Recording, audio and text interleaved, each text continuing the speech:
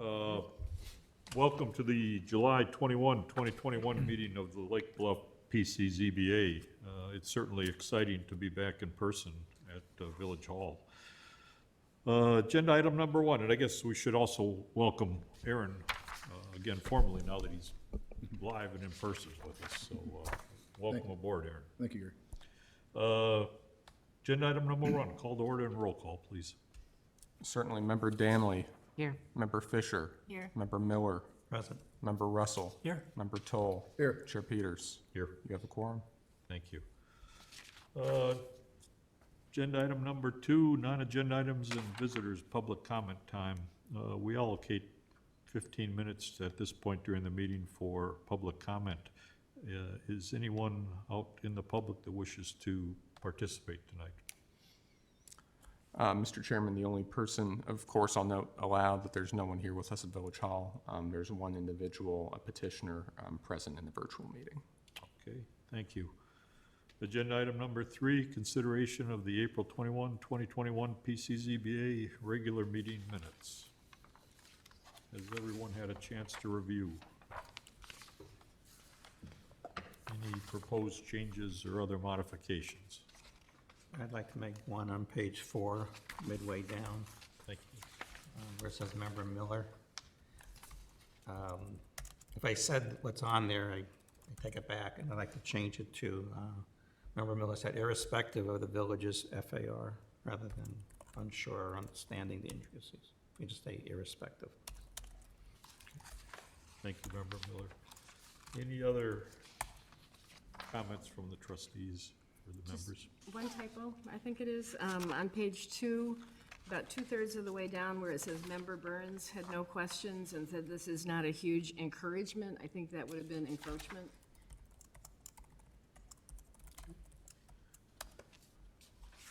Thank you, Member Fisher. Anything else? Is there a motion to approve? Motion to approve. Is there a second? Second. You can do a voice vote for this one if you like. Certainly. All in favor? Aye. Aye. Any opposed? Hearing none, motion carries. Oh. Let's see here. Oh, there we go. Agenda item number 4, consideration of the June 23, 2021 PCZBA special meeting minutes, the PRD workshop. Has everyone had a chance to review those minutes? Any proposed revisions or other modifications?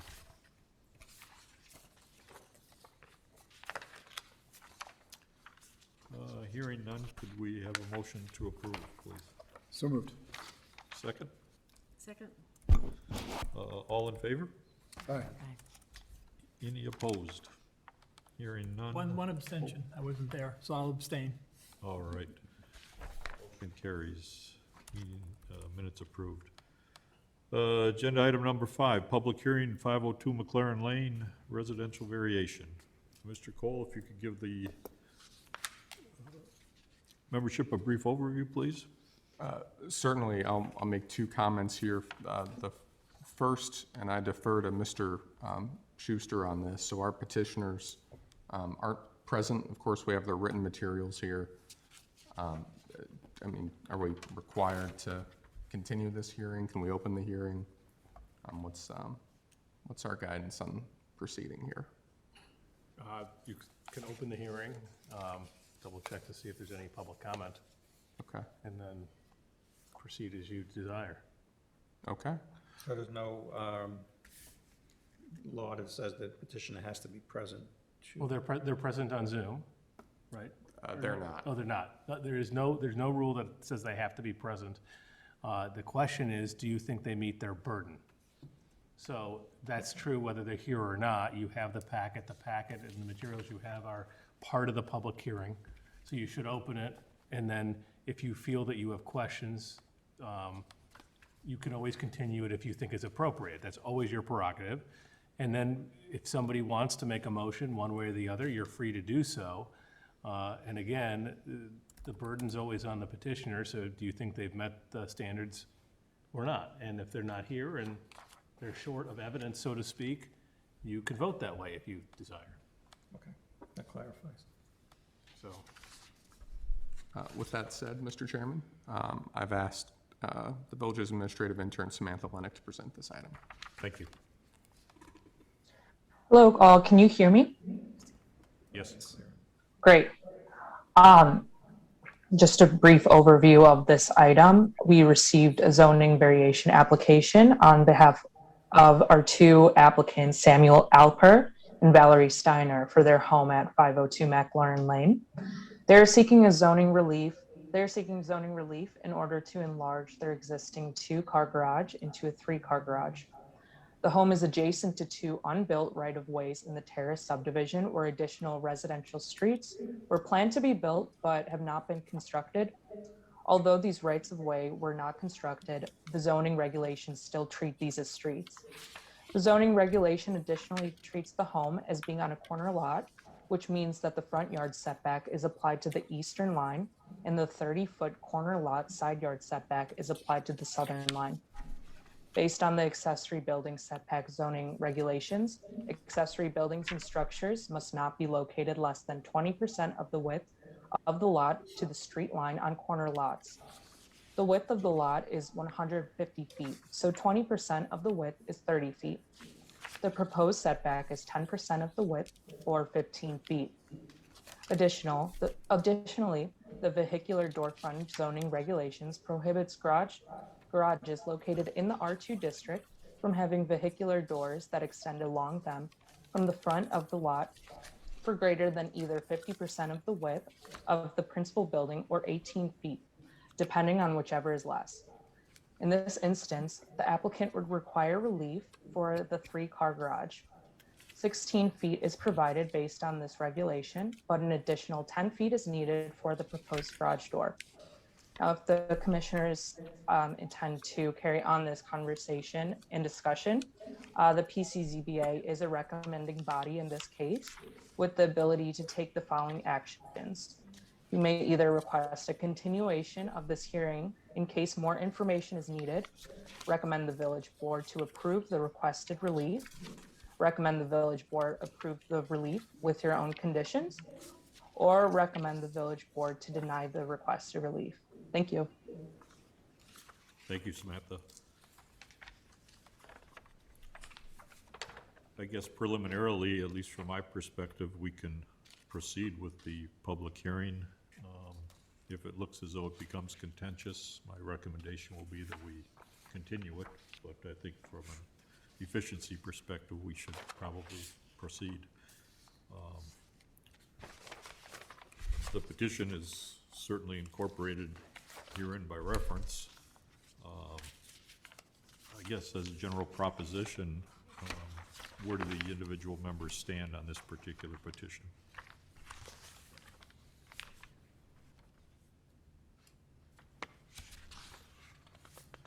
Ms. Danley? Well, first, before I state where I stand or more information, I think it's relevant to always have surrounding parcels or neighbors on the plan, instead of just seeing a garage sort of in space. I think we need to always have contact. And I wish that moving forward, it would be ideal if they required that, or if they give a presentation, they sort of show what takes place in regards to a neighbor, because we are in a neighborhood.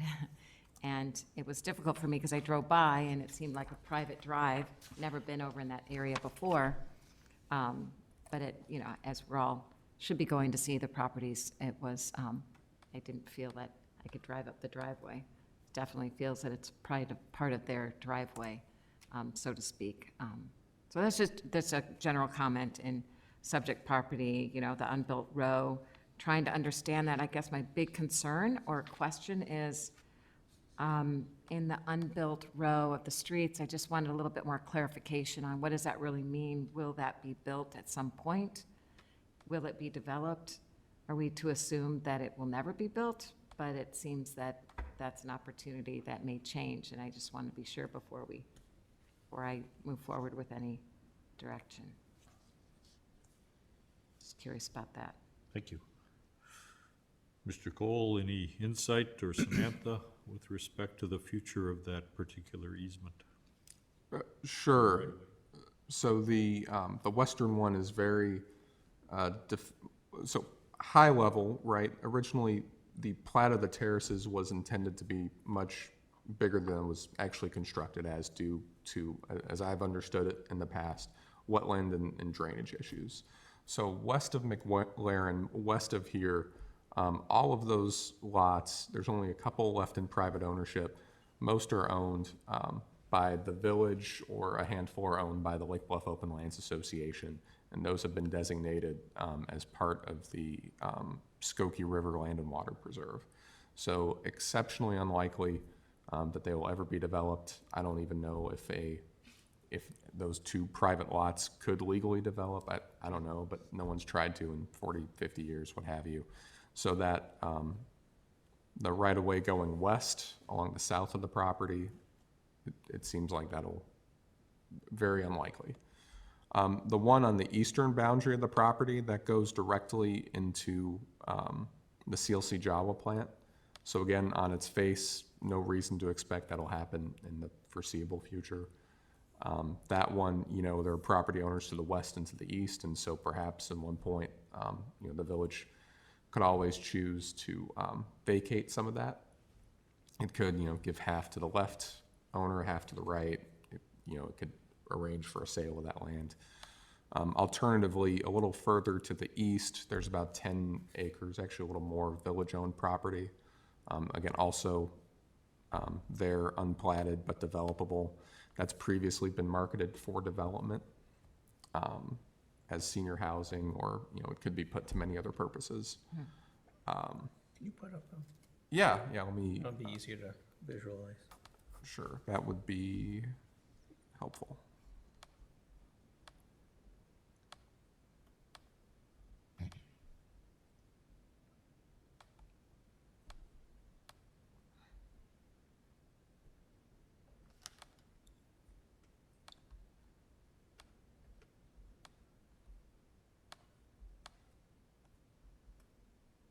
We'll do this as well. So again, even if development were to happen in this area, unlikely it would ever cause the development of this right-of-way here. This is the subject property. I suppose there's a higher chance than this right-of-way, just in that, you know, perhaps there would be some arrangement with Jawa to provide a second access point here through the sale of property, or an easement or something. I mean, that's, again, I would rate it a low possibility, but it's there, I suppose. So where the arrow is the subject's house? Yes. Yes. And then if it helps give you a bit better way of the land here.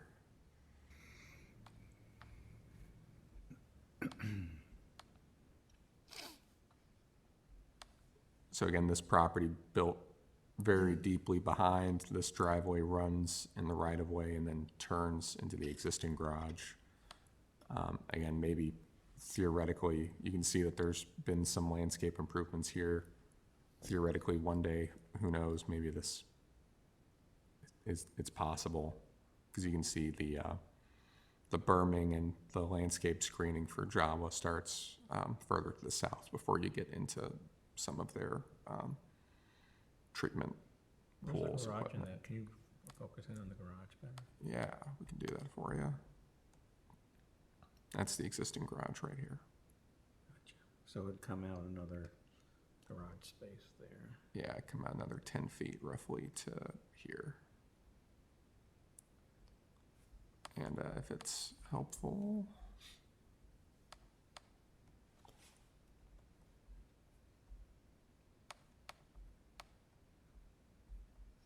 Boy, whoever built that house way back when, it's for Lake Bluff, that's in the middle of nowhere. it is something, yeah.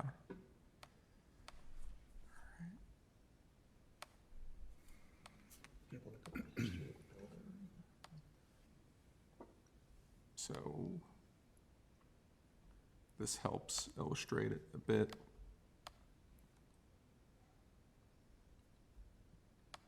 This is the site you're looking at, and then again, you'll go a couple feet, 4 feet deeper, and then you'll come 10 feet to the south. And that's And the, to the right, was that the Alper residence, the other house we just saw? There's a letter here that is Yeah, in favor of it. that's Lackner to the east, and corporate owned to the south. I'm not sure if that's a rental or not. I would presume so.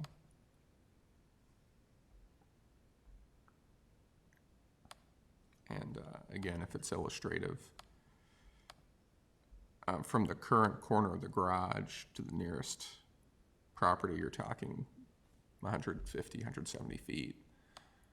I haven't, done the math, but I'd still expect it's 150 feet plus separation after you bump this out. and that property line, what's the direction going down? Is that south, you said? No, it's east. South, okay. Is that a buildable lot? Which lot are we referring to? Right in the middle there, To the west? right there, yeah, This one here? yeah. So these are two, No, that's the right of way. these are two platted lots. They're owned by the same owner. They're improved together. You couldn't separate these now. What about the one down from, is that the right of way? That one? This one here is just right away, yeah. All right, I don't see a problem. And village owned, correct? Yeah, in a sense, village controlled, certainly, yeah. Dedicated to public use. I know there's nuances there, but Okay. Is there a difference? Is it not owned per se? I mean, that would be village owned, right, if it was public use? No, not necessarily. So it depends on the plat and what it states, but oftentimes with dedication, it acts as an easement. That we can use it for the public right away as long as it's been dedicated, and we can choose to give it up if we want to, and then when that happens, the default is you vacate it, and then 50% goes back to the one owner to the north and the other 50% to the south, is how it would work. But title would remain with them and typically remains with the owner unless somehow we were deeded on the plat the property. So the owner of this particular property is actually the owner of half of that easement? Often, I'd have to look at the underlying plat and how it was dedicated, but typically that's very standard. Okay.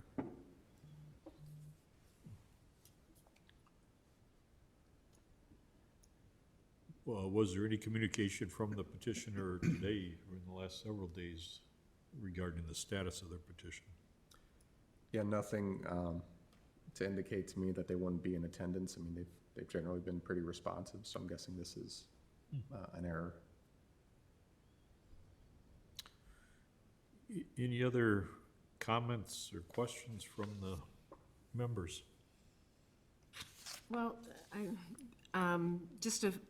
to me, it seems somewhat like the positioning of that house was just based on the fact that there's planned two streets there. So it kind of creates, in a sense, a hardship for them in that sense, that I don't think is of their doing. Neighbors seem to be in favor, or at least the one neighbor, and there haven't been other objections, correct?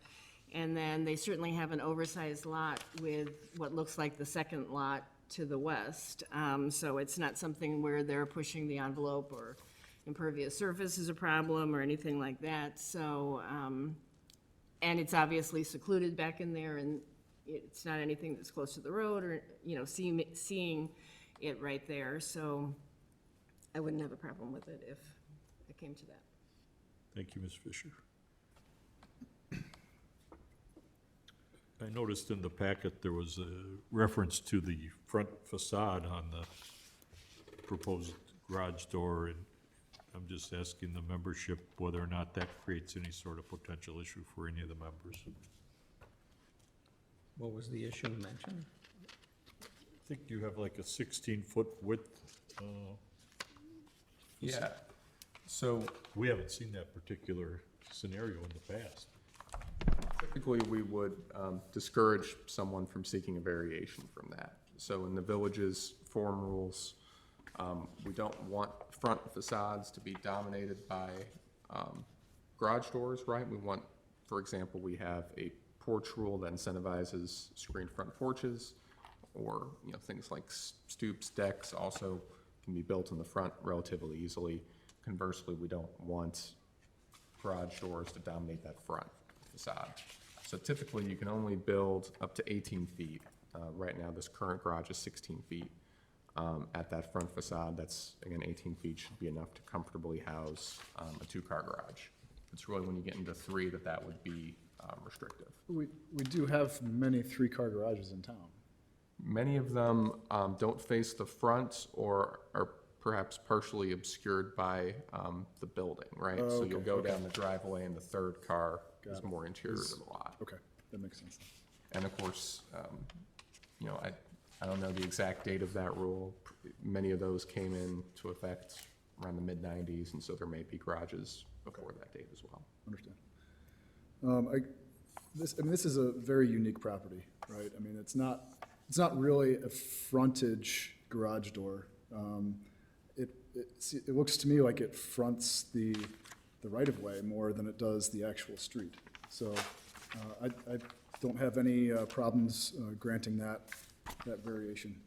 As far as the setback, again, this is a very unique property. It's one that I don't think we're gonna see much maybe ever again in this case. It certainly doesn't burden the neighbors anyway. I guess the only question in my mind, and it's not really a question, but a question maybe rhetorical than anything, is how confident are we that road is never going to be built? And if we're confident that it's never going to be built, then I can't see why we should deny this or recommend to deny this variation. Thank you, Mr. Joel.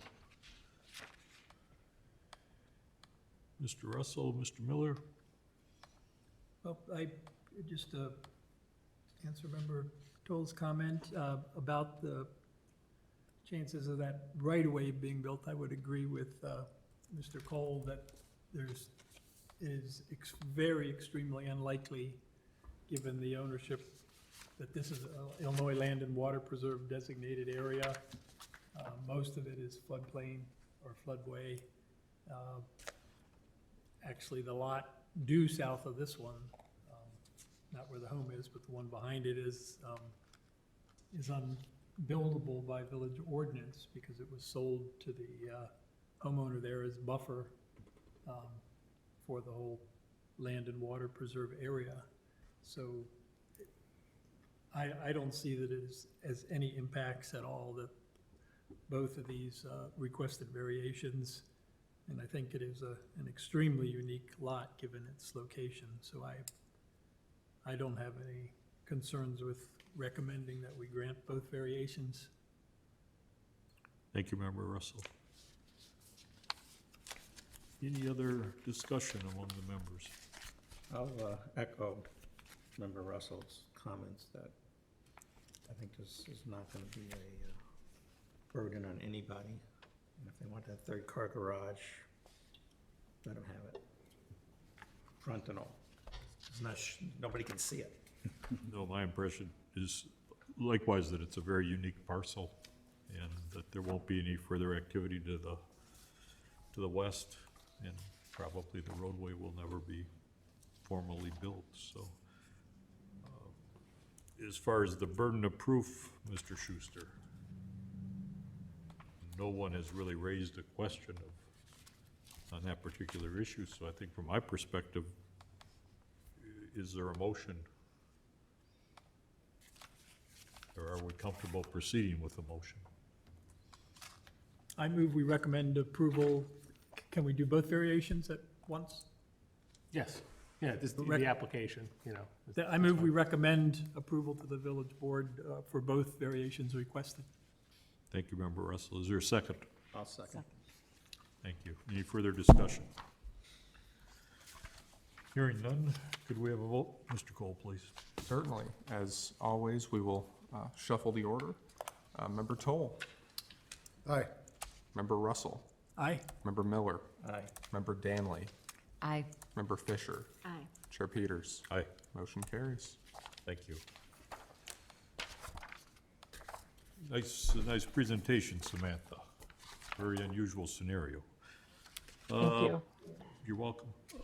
Agenda item number 6, public hearing 42 Sherwood Terrace, Suite 2, special use permit, liquor store. Mr. Cole or Samantha, if you could give us an overview, please. Certainly, and we do have a petitioner joining us via Zoom for this one, so I'll give you a brief overview and then allow him to present. In short, you have an existing special use permit at the same property to allow Wine Brokers of Illinois LLC, more commonly just referred to as Wine Brokers, to operate here. As originally applied for, conceived, etc., they are a specialty wine seller, I guess would be the description. So mostly their sales are by online sales, by appointment, by mail, by delivery. And from time to time in the past, they've approached us seeking to change the parameters of that a bit. They've looked to bring in a little bit more tasting operations in the store, allow walk-in clientele, things that are not allowed under the existing special use. In our previous discussions, those haven't resulted in an application. What's requiring this application is that they're looking at moving from one tenant space in the property to another. And the way that our special uses work, the way that this particular one was written, that requires a new special use permit in effect. So what we've brought you here is an ordinance that approves a new special use for that new tenant space. What I will say, and we can talk about this a bit more afterwards, after the applicant's presentation, is based on the recommendations we've seen from the PCZBA in the last few years, we've given you what I would describe as a stripped down draft ordinance as far as recommendations. So it doesn't have the same, as presented, it doesn't have the same limitations on how they conduct business or the ways in which they conduct business. It would allow this to operate similar to the village's other retail liquor stores. The one unusual condition that's still in there, I say unusual, I mean really condition to think about, is just on the hours of operation. So the current hours of operation, very restrictive. We've matched that to what the applicant has requested, which is 9 a.m. to 6 p.m. Monday through Friday. You can choose to keep the current hours 9 a.m. to 4 p.m. Monday through Friday. You could expand those hours further if you don't see a reason to be concerned with allowing the applicant to choose different hours over time. I will say, whatever your stance is, there is a mechanism in here by which those hours can change without a full public hearing, without as many steps. So there's some flexibility. But again, just wanted to highlight those conditions of the current special use permit, and as drafted, how they would change. You don't have to change them. So any preliminary questions? Okay. Oh, thank you, Mr. Cole. What is the name of the petitioner? I'll have to swear he or she. Mr. Miara, I hope I'm pronouncing that right. And if you're with us, you should be able to unmute your mic, turn on your video, and we can see you here in Village Hall.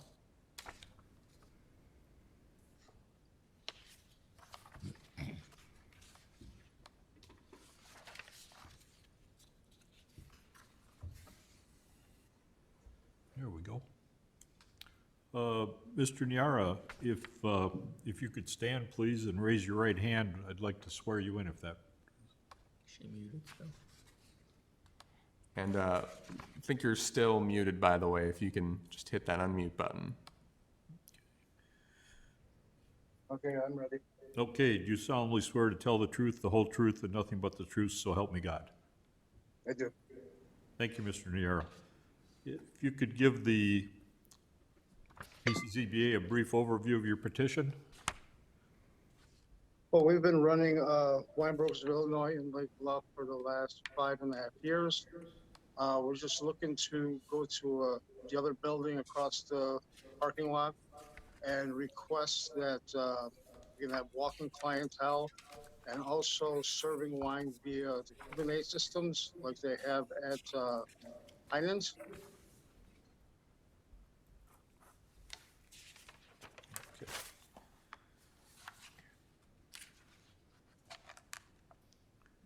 And we'll adopt and incorporate by reference the,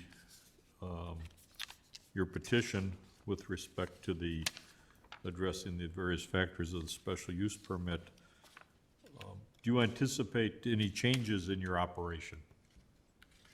We're doing this to pick up more local clientele. We do want to change the hours from 11 to 6 because 9 o'clock was just way too early.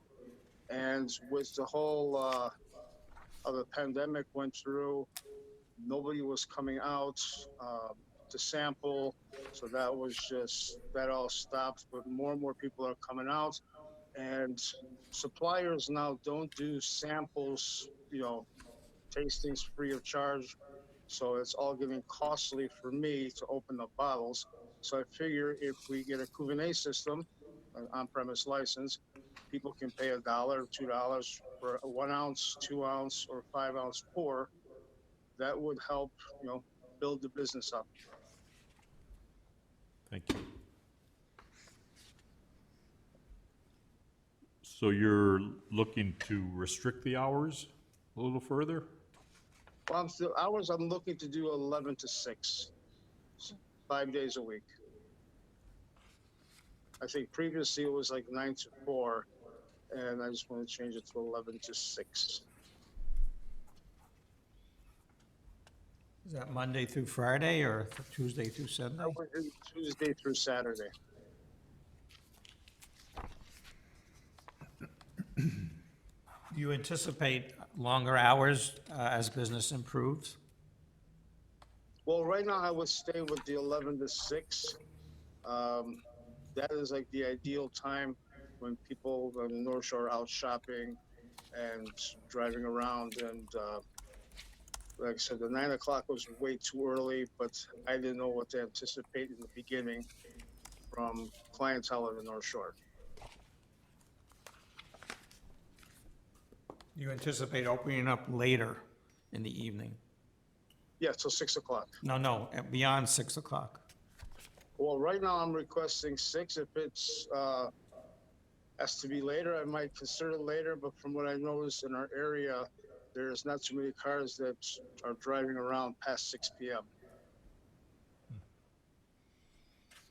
It says in here he'll have the option to, excuse me, it says in the packet he'll have the option to increase the hours without coming in front of the board. So, right, so you have the option with conditions. If you want to place restrictions on the hours, you can. You don't have to have any restrictions on the hours. That is up to you. If you choose to restrict hours, one option would be to come back for a full amendment to the special use. They come back here, public hearing, the whole process. The other, which is we can put into the ordinance that he can go to the village board, ask for a change in the hours, but without a public hearing coming back before this body. So then it would just be up to the village board.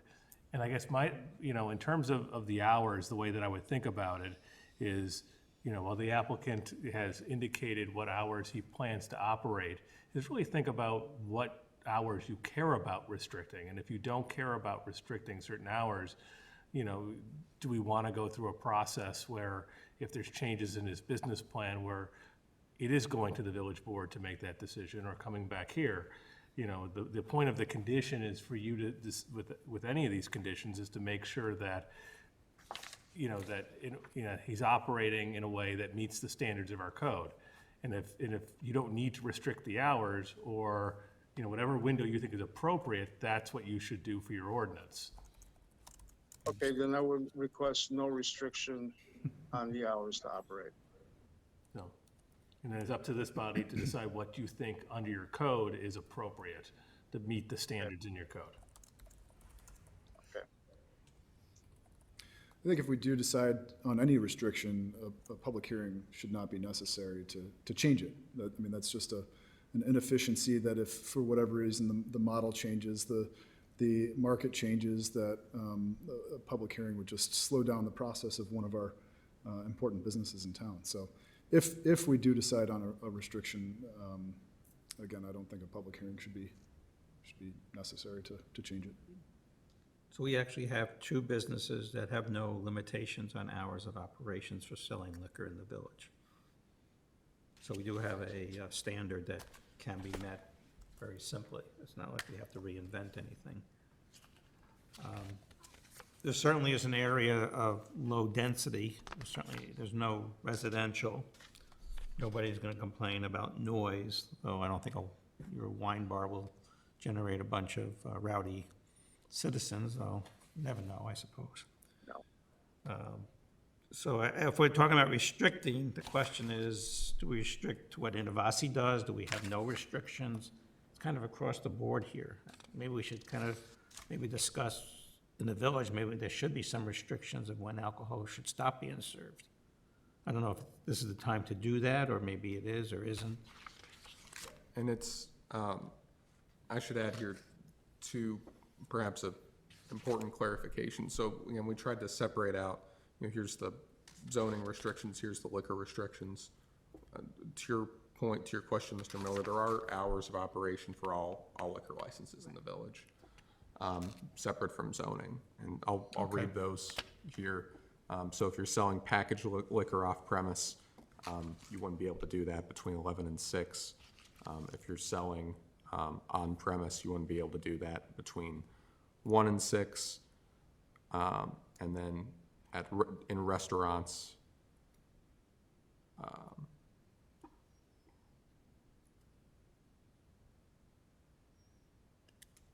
are treated the same. I mean, we're only discussing this now because we're talking about just general hours of operation. And in this case, their hours of operation is liquor sales, right? I mean, it would be different if they were selling used widgets, right? We could say 11 to 6, it's fine. But in this case, because they are an alcohol establishment, that's their only operation, right? So the alcohol, the serving of alcohol, as Glenn mentioned, should be separated in our decision-making in granting the special use, I believe. So we're saying is we take the hours of operation out of it and have the petitioner have free rein as to when he wants to be open, doesn't have to consult anybody in the village about that, since we already have liquor established hours. Yeah, you'd have to, of course, follow the liquor rules. Okay, Same that makes process. You could more do that. sense. And as was mentioned, I don't expect a wine tasting business to create any issues for the village, right?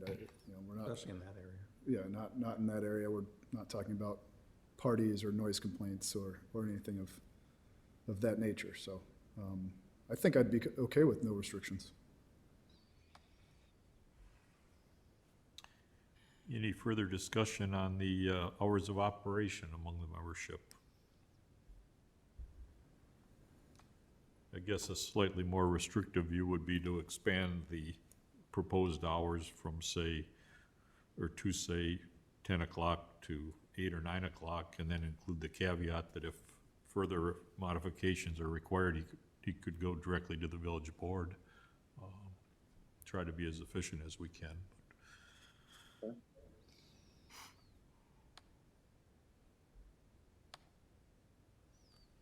Any other discussion with respect to the petition itself? Mr. Mayor, have you talked to the landlord about the lighting or anything back there? Right now, 6 o'clock isn't a problem, but 8 o'clock, 6 o'clock at night in the wintertime, it's dead dark, and that's all the way in the back corner there, your new location is in the far northwest corner. And I didn't go back there during nighttime, but there didn't seem to be a lot of light fixtures. Are you familiar with what that's like back there in the winter at 5:30, if you have retail customers coming in? The lighting is the same, well, it's a little bit less in the back, but I've already talked to the landlord, and he will be installing more lighting and changing a lot of broken bulbs that are back there. So I've been on top of that with him already. Okay, you should let them know that any new fixtures, unfortunately, do have to come for approval to our, not our particular board, but normally outdoor lighting changes must be approved. But I was suspicious that it might be fairly dark. And then there certainly seems to be ample parking, but it also seems to me the way the lot is striped along the west side there, that it's set up for one-way traffic going northbound. Are you familiar with that? And I don't know what kind of traffic load you're gonna have. I suspect not much, but is that overall striping condition, everything going to remain the same? Is the landlord talking of making any improvements? Well, he did half the parking lot in the front. He's supposed to refinish the back probably this year or early spring, but traffic does go both ways. But like you said, there's not that much, too many vehicles going back and forth, but our new neighbor who's moving in, I think in a couple of weeks, she's does acupuncture, so that's going to be bringing a few extra cars and customers to our shop also. Before or after the acupuncture? Probably before, so they don't feel anything. No other Sell questions? straws, you can do it during. Yeah, that's true. Yeah, I mean, I'm totally in favor of moving from the one unit to the other unit. I think that's fine. There seems to be the ample parking.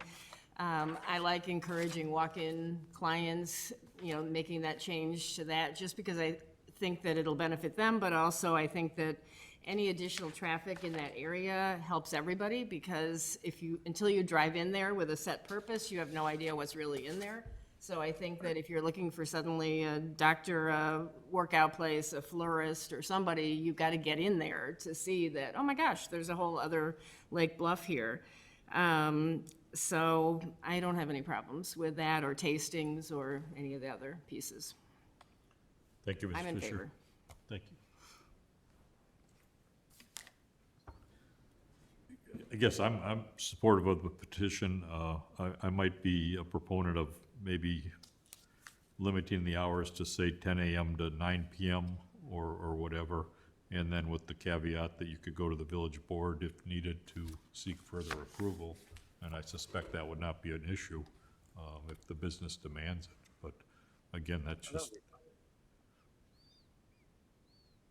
Okay, then that works. any other prospective conditions, or I just want to add that I think, particularly for our current businesses in town, we should be accommodating, particularly after the last 18 months that we've all experienced. So, although I did understand that wine and liquor sales boomed during that period, but I think we should be supportive to our businesses, as long as it makes sense and there's no burdens on the community. Thank you, Mr. Powell. Any further discussion? Any further discussion from the petitioner? No? Is there a motion, please? This motion is going to be with the new hours from what is listed in here. That's the only change we're doing. Yeah, so the motion, to the extent that you would like restrictions on hours, I would make them part of the motion. So we said 10 to 9, is that what we said? That's what I arbitrarily said. Gives us, a little bit of control, but then with the caveat that he He can has go the to the right to village go board. to the village board. Then I'll make the motion to approve the petition with the caveat of the change in the hours. And that they go to the village board should they want to change the hours, not have to do a special use permit.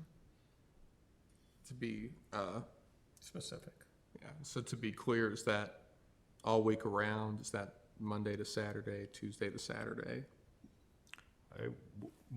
My impression was we would do it, well, all 7 days, full week. Puts the petitioner under no obligation to be open, but it gives him the freedom going forward. Sounds good. Yep, I would agree. Is there a second? Second. Any further discussion? And again, we're a recommending body on this particular petition. Could we have a vote, please?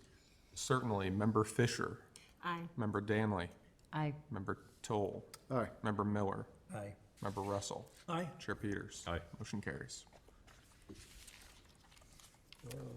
Next steps for Mr. Nieri, please. Yeah, so we will see you at the village board meeting Monday night, 7 o'clock. I'll be in touch with you tomorrow or Friday with a little bit more detail about what this item looks like and what any liquor licensing changes would look like. So, Can I ask one question? Certainly. Am I approved for the on-premise, or is that separate from the hour change?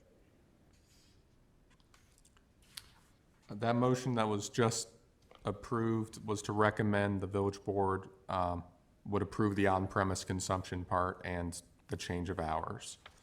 So a lot of the provisions that would keep you from having on-premise clientele, tastings, et cetera, those wouldn't apply anymore. But that would be done, that would be done at the village board meeting. Yeah. Right. Not tonight, I think is what he was asking. And do you know which day that would be? That'll be this coming Monday, 5 days from today, 7 o'clock. Okay. Great. Thank you, Mr. Nieri. Thank you very much, Board. Thank you. Agenda item number 7, accessory dwelling unit workshop. Ongoing. Mr. Cole, do you want to give us a overview? I'm not sure how brief it'll be, but Certainly, this one, actually, I'm happy to keep as brief as we like. I'm happy to give an overview for the members of the board too. In short, we've been discussing this concept of accessory dwelling units for some time now. I believe we started, back in, I'll check my notes rather than guess, July of 2020. So we started talking, we've seen each other more recently than, it's been longer since the last time we saw each other in person than when we started talking about this, so that's good. But again, a considerable discussion, considerable study. We brought in an architect. We've taken quite a few looks at this. At the last meeting, of course, we had some changes in phases, but we received, I think, direction on a lot of key points. We wanted to bring you not just an outline, but also a draft of what the ordinance would look like if and when you choose to advance this to a public hearing. Compared to your prior discussions, this draft includes 4 changes. Those are in the memo. So one, and this was an issue that was unclear from your conversation in April, I would say. In April, it seemed like there was part of the board at that time that was not supportive of detached units at all. And there was part of the board that was supportive of detached units if they were subject to the same limitations a house would be subject to. So you could have it, you could have a separate structure, but it couldn't be 5 feet off the property line. In theory, right, you can only build it where the house could be extended to or could be built to. So that's probably the most substantive one to think about. Again, just in that looking at the tape and the minutes, there wasn't a clear consensus. The other 3, it didn't seem like there was as much discussion. We deleted a height exception that would allow these to be built a little bit taller in some districts. We added an even larger classification in the CE district where there are very large lots. And so if you have the FAR, you could build a very large accessory dwelling unit. And then we didn't put in any provisions about utilities. So of course, utility issues, there are other parts of the village code that deal with this. we couldn't find other examples, at least here in Illinois, where utilities are really rolled into that. And we know, at least in the few examples we've looked at, sometimes it'll make sense to have utilities come off the main house. Sometimes it'll make sense for utilities to come from the street. And we don't think it's probably unhelpful to be prescriptive on that topic. It probably creates more problems that it'll help solve, at least in our staff review of it. So again, looking high level, looking for direction from this group on really one, this detached versus no detached issue. And then second, if there are any other issues that need discussion, further study. And third, really what the next steps are from here, if we're comfortable looking at a public hearing, if we want to continue to study this. Again, there's a possibility, bigger than it was, I'd still say small, that you may have an application. I know we have at least 2 people that are pretty serious at this point. And so, at some point they may apply and you may have to hold a hearing. That's not before us tonight. So, happy to answer your questions. Glenn, I have a couple specific questions. Sure. The provision under size for vehicular garages, so I understand, as I read it, I think I'm understanding it correctly, that, say, in the R3 district, they're allowed to have a 1,000 square foot gross floor area accessory dwelling unit, and then they're allowed to have a garage on top of that. Is that correct? Because it says exclusions to these size calculations, vehicular garages. Yeah, so the goal of that provision, right, is we want accessory dwellings to have the right scale relative to principal dwellings. And we know that many accessory dwellings will be built in let's call them hybrid structures, right? The very common one that may be more difficult under our particular draft in some areas is an apartment over a garage. Well, if you have a 2-car garage, that doesn't leave you a whole lot of floor area, quote unquote, to work with. The garage would take up, if your limit is 1,000 or 1,500, a 2-car garage is, I'm trying to remember if it's 440 or 60, 440. And so that would be very limiting. So you still have to, separate from all this, you can only build as much floor area as you have. You can only build within the setbacks that you have. But this just makes sure that when we're counting that dwelling unit, how big it can be, we're really only counting the areas that are used as a dwelling.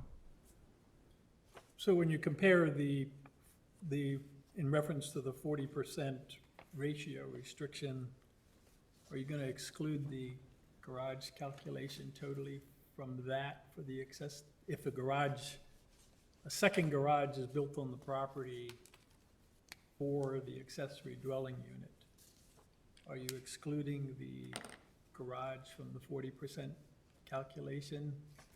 Are you excluding the garage area from the principal structure calculation, or what is the intention there? And I guess really 2 meetings ago, I had started expressing quite a bit of concern about the size of some of these structures that can be built, particularly in the backyards.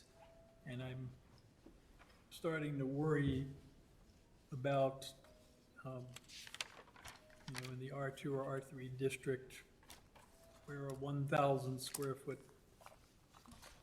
dwelling unit could be built, and then someone could want 2 cars, so a standard 2-car garage is 440 square feet, and then because they're designing the structure, because they're limited to 1,000 square feet, someone could say, well, I'm gonna put a lot of storage area off to one side, and before you know it, you've got a 600 square foot garage on top of your 1,000 square foot structure, so suddenly you've got a 1,600 square foot structure in the backyard, which, in my view, in a residence, in a village that is almost exclusively single-family dwellings, it can have quite an impact on the neighbors. If you look from the sky in the West Terrace area, most people have really nice open backyards, neighbor to neighbor to neighbor, and suddenly if there's this building going in, even if it's now 25 feet off the rear lot line, if it has to comply with principal structure setbacks, it could still be a two-story, 1,600 square foot structure, which can have a lot of impact on the neighbors. It can change the environment of that backyard situation where now in the morning, if you're on a street that runs east to west, your backyard patio, you might have your morning coffee. Now you don't have any sun because there's almost a second structure there. You know, a lot of the homes in the terraces are only 2,000 or 2,500 square feet, and granted, then the 40% calculation would apply. But I'm still really wrestling with the larger ADUs and what kind of impact they could have. I'm really afraid that developers might grab this, rules if they're adopted as we have them and tear down some of these smaller homes, right? Because there are a lot of ranch homes, and a lot of lots in the terrace areas are about 11,000 square feet. You can have about 4,500 square feet of floor area, so you can, have a 3,000 and a 15,000 square foot building, and plus on top of that, now we're saying we're not going to count the garage on the ADU. So I can see where people that are wanting this second unit to live in, there's going to be pressure to make these garages, in some cases, very large, and I think at the very least we need to implement some sort of cap, because otherwise, right now, in the Bath and Tennis Club area where you can build 8,000 square feet of home,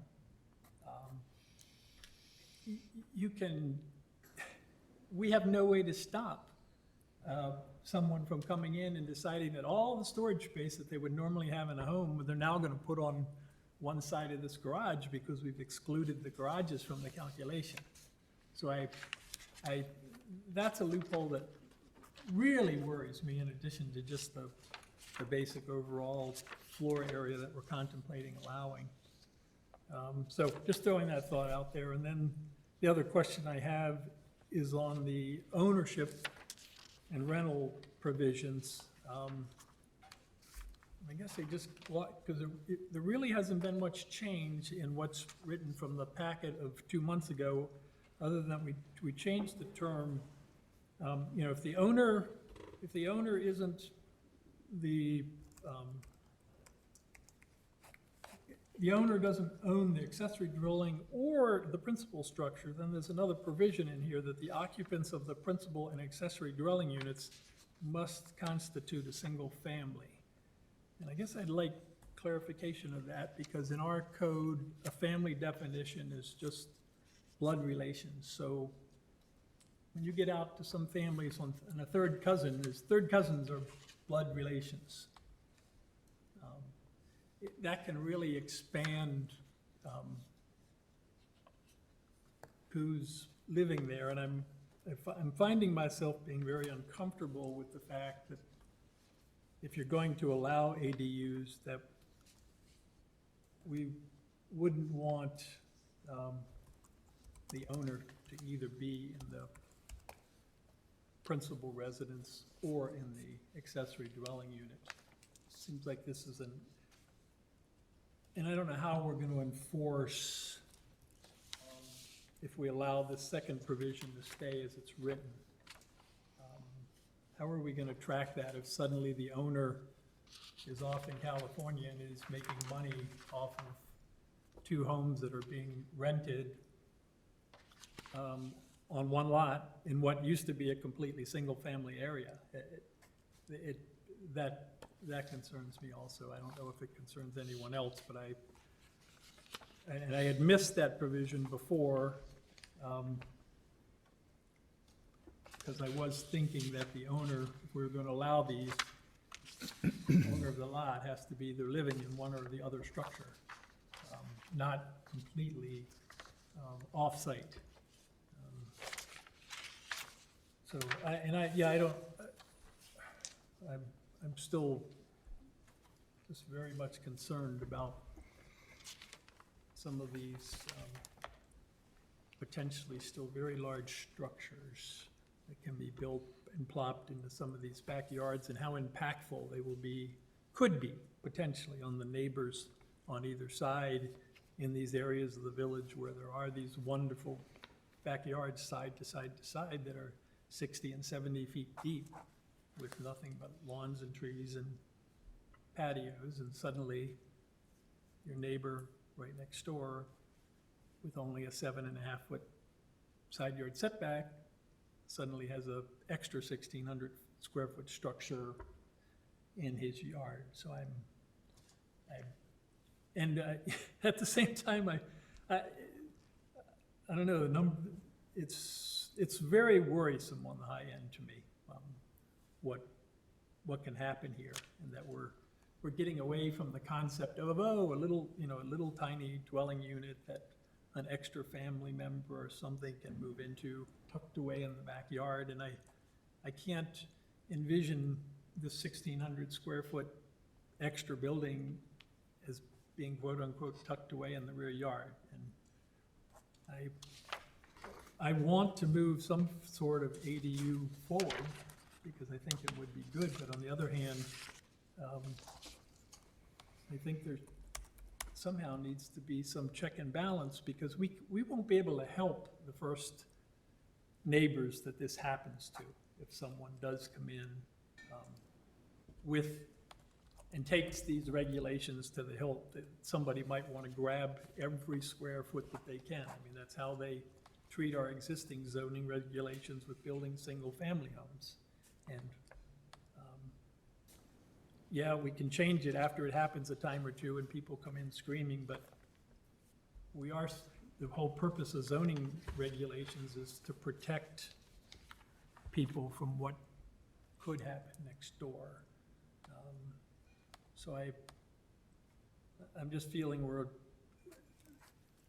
things are a little too liberal here size-wise, and I don't know what the number is. I don't know if we go the route that Chair Peters, I think, has been suggested, that maybe we start off and to handle these as a special use so that we can evaluate the impacts. I don't know if that's right or not, but at any rate, I'm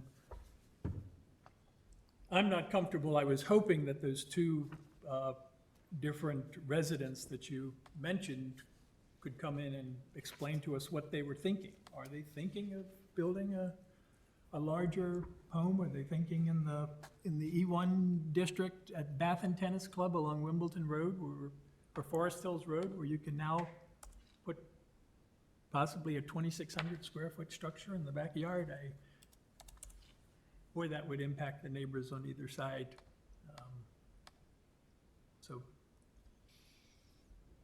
George, can I just ask a question, though?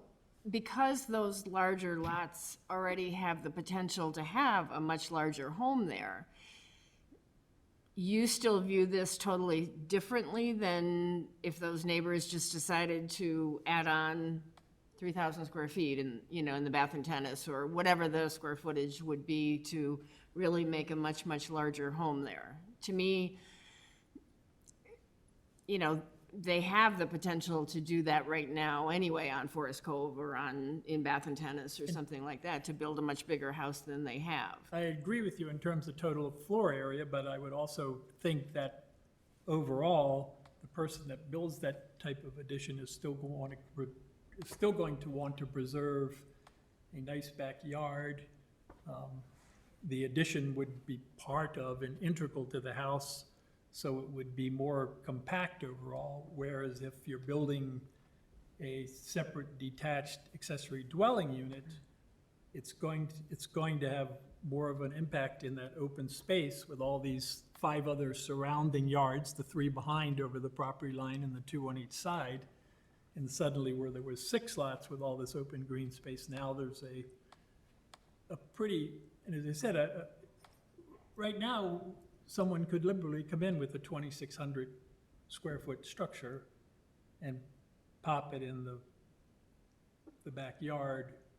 And the way we have the ownership provisions now, they don't the owner doesn't even need to be living on the lot. So we've essentially turned it into a lot with two homes, in my view. And that scenario worries me. Thank you.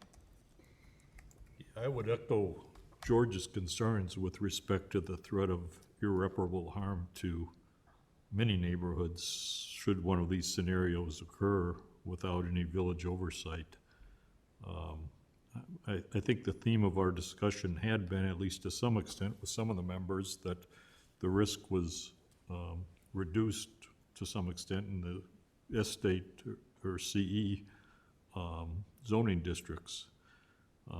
We might have to look more carefully at what we were considering as far as the size of the structure there, but as George indicates, if you put a 1,500 or 2,000 square foot structure in the back of virtually any backyard that's less than an acre and a half or 2 acres, it could have a significant adverse impact on the neighborhood.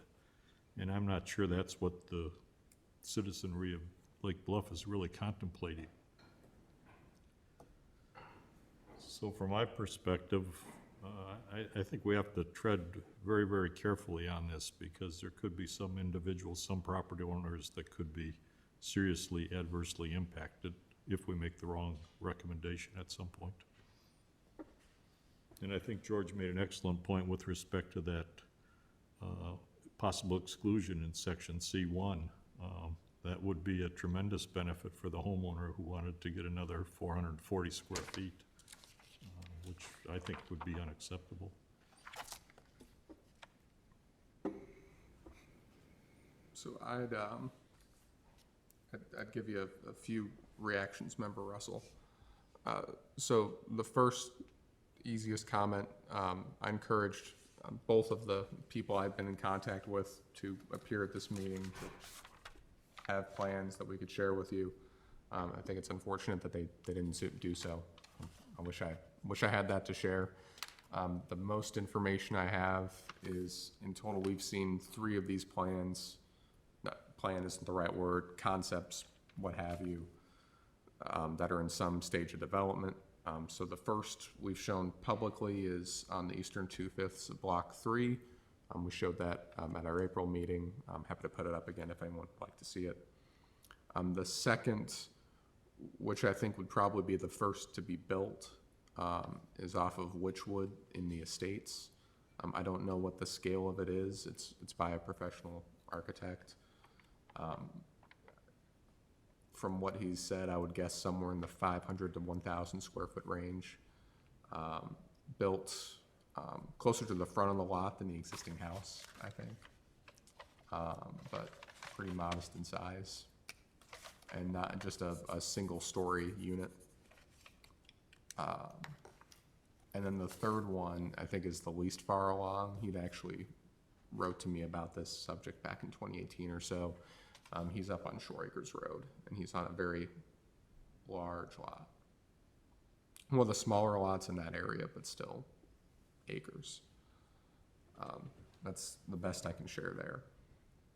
As far as the size ideas, certainly what we had heard at the last meeting, and kind of how we tried to draft this, was kind of to let our form regulations do form, and here we can work with the use. I think the idea that, you could still end up with a big structure at the end of that's very well taken.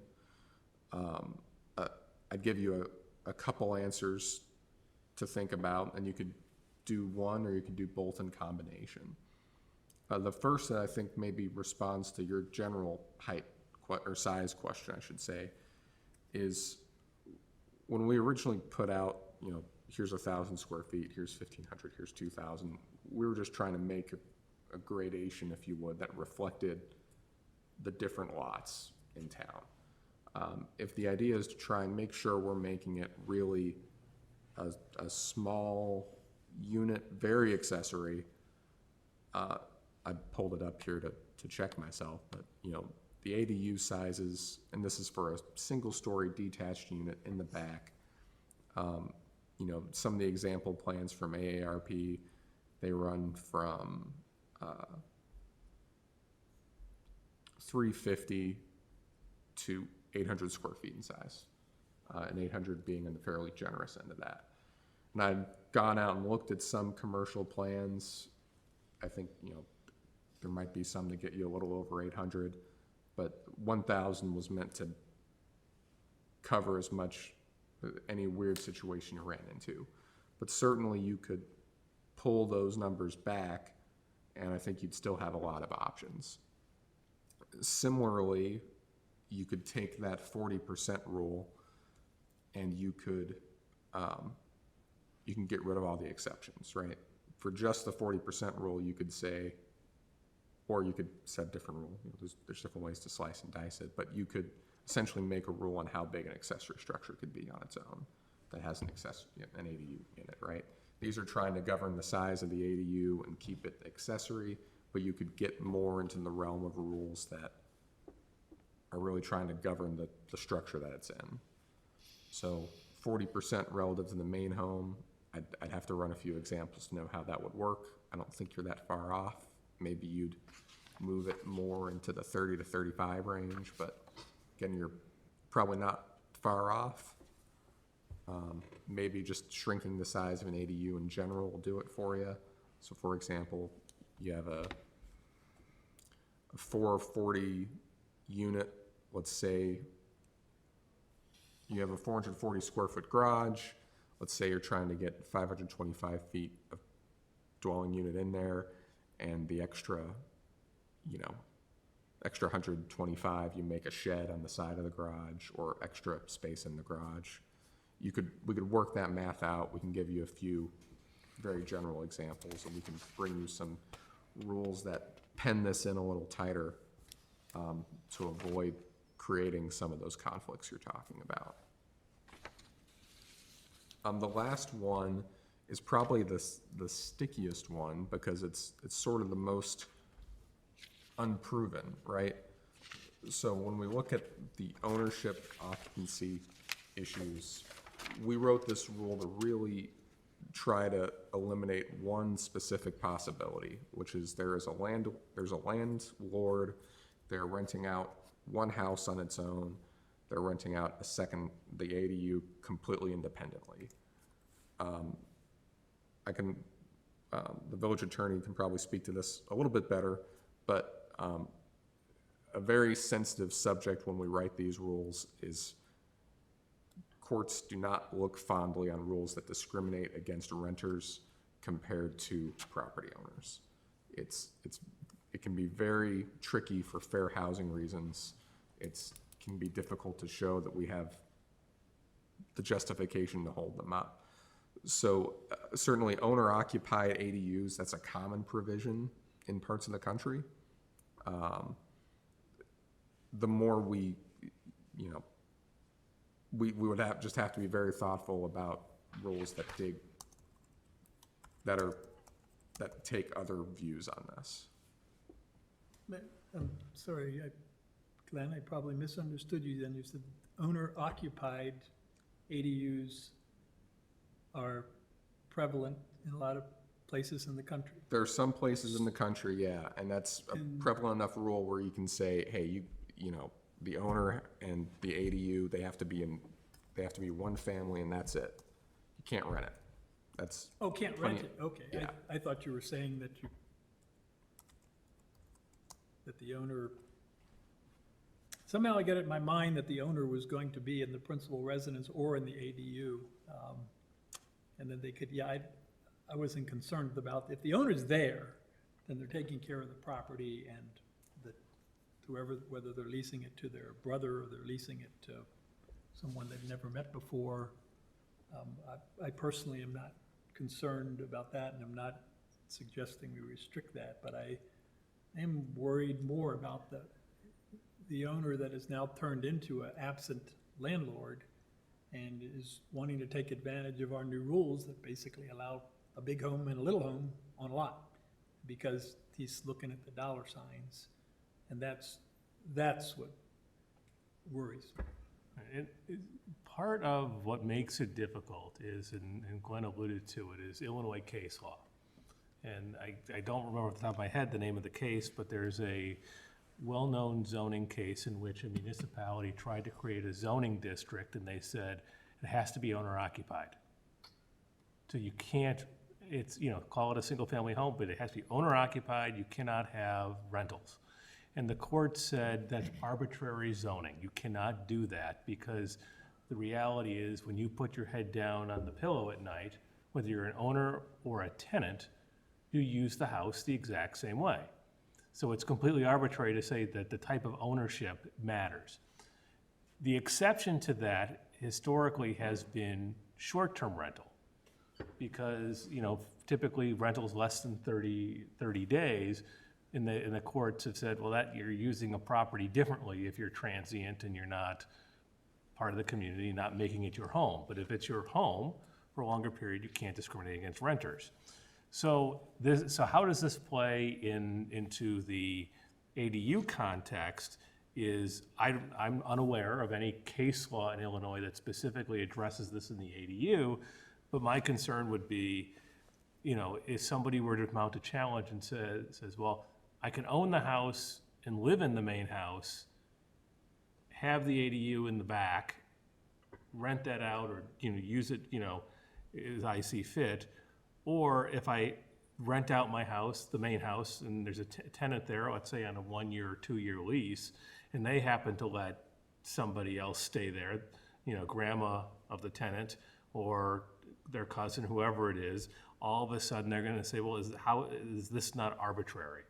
So how that case plays out, I'm not sure, because I haven't seen that case, but I think there's some concern that may not pass the zoning test and would be deemed to be arbitrary. So that's where the language in here comes from. This idea that the accessory dwelling unit must be occupied by the owner, or the occupants of the principal and accessory dwelling unit must constitute a single family is trying to address in some capacity this issue where at least if it's occupants of the principal structure and the accessory dwelling structure is a single family, there's some relationship between them, but the only other alternative that I think that would clearly be okay is if you said that the occupants have to be a single family, period. So you could have your son out in the, call it in the pool house, or garage, the apartment above the garage. That would be okay. You can have, the mother-in-law staying there, in the typical granny flat, but the owner of the house, or the tenant for that matter, doesn't really matter, can't rent it out to somebody who is wholly unrelated and doesn't meet the definition of family. Which then takes us to one other concept that's important to be aware of, which is definition of family. And under our zoning code, the definition of family is much broader than just blood relation. And this gets to the Fair Housing Act, and we cannot say that you could, has to be a, husband and wife and their kids only. Families take all sorts of different shapes and sizes.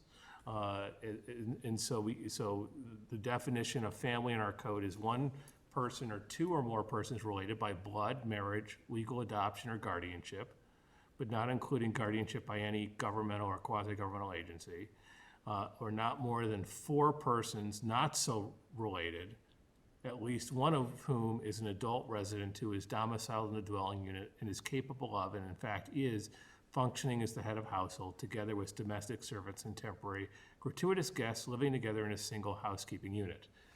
That's a mouthful, I know, there's a lot there to that, but when you unpack it, what it gets around is basically we can try to cap to a certain extent the number of completely unrelated people of not more than 4, but recognizing that people come, and have families of all sorts of different types. So it gets really complicated with this concept because Member Russell is right. What happens if you just have the owner disappear, rents out the front house to somebody, and it's really now just multi-family housing. It's not. There's no connection between the two.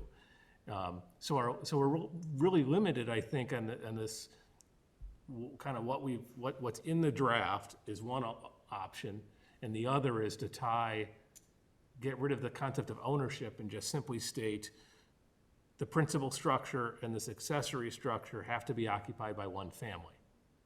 But then you're not talking about renting it out to somebody who's not part of that family. So that's the give and take and kind of the parameters legally of what we're working with and why this is so difficult. If we were to require that both structures be controlled or rented under one lease agreement, would that, I mean, of course, there's some enforcement that has to go on with any of these ideas, right? Is how do we enforce these things? But I feel like if both buildings are controlled under one lease agreement, that would, at the very least, they'd have to sublet in some way to violate that. I mean, I would be more in favor of owner occupied anyway, only because owner or, I guess, tenant of the primary structure, because that's the goal of this, right? This whole discussion is about trying to find alternative housing for family members or an office space or something for our current residents. It's not to allow our residents to make a business out of their property and to be additional landlords. So, I'd be all in favor of saying owner occupied or tenant of the principal structure occupied, because I feel like that is what the goal of this project is. But if we do decide to say, yes, the owner can rent, then I think having it be controlled by one lease agreement might cover it Yeah, to an extent. right.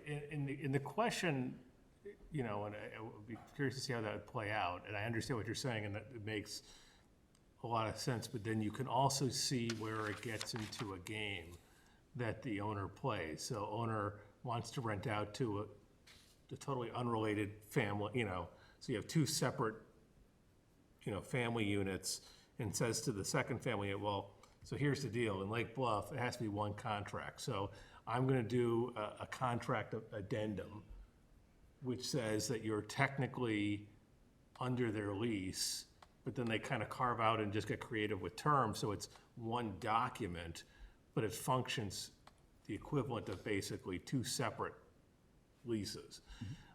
And so you run into this problem, and then the question becomes, that's what would be my concern, is a creative property owner could play games with that, and it puts us in a very difficult position of enforcement. Okay, it is one lease document. It's not keeping in the spirit, but I guess it meets it. So how do we enforce it? And I think it'd be difficult. Sure. So Are I think, yeah. Are there examples in Illinois of requiring owner occupancy of ADUs? Yeah, Instead of across the country, but are there in Illinois? sure. And let me, a couple things. One, it's been a little bit, so let me restate what I said before. I think, I'm gonna have to refresh myself now. I think the rules I was referring to aren't owner occupancy, but one family, right? So they don't distinguish by ownership, but they say you have your house, you have your ADU, they have to be one family, and that's where people have made their hay in this world. I'll pull it up, but back in April, we gave you a comparative chart of a few towns in the North Shore. Again, this is certainly a world in zoning, certainly in Chicago, that's evolving.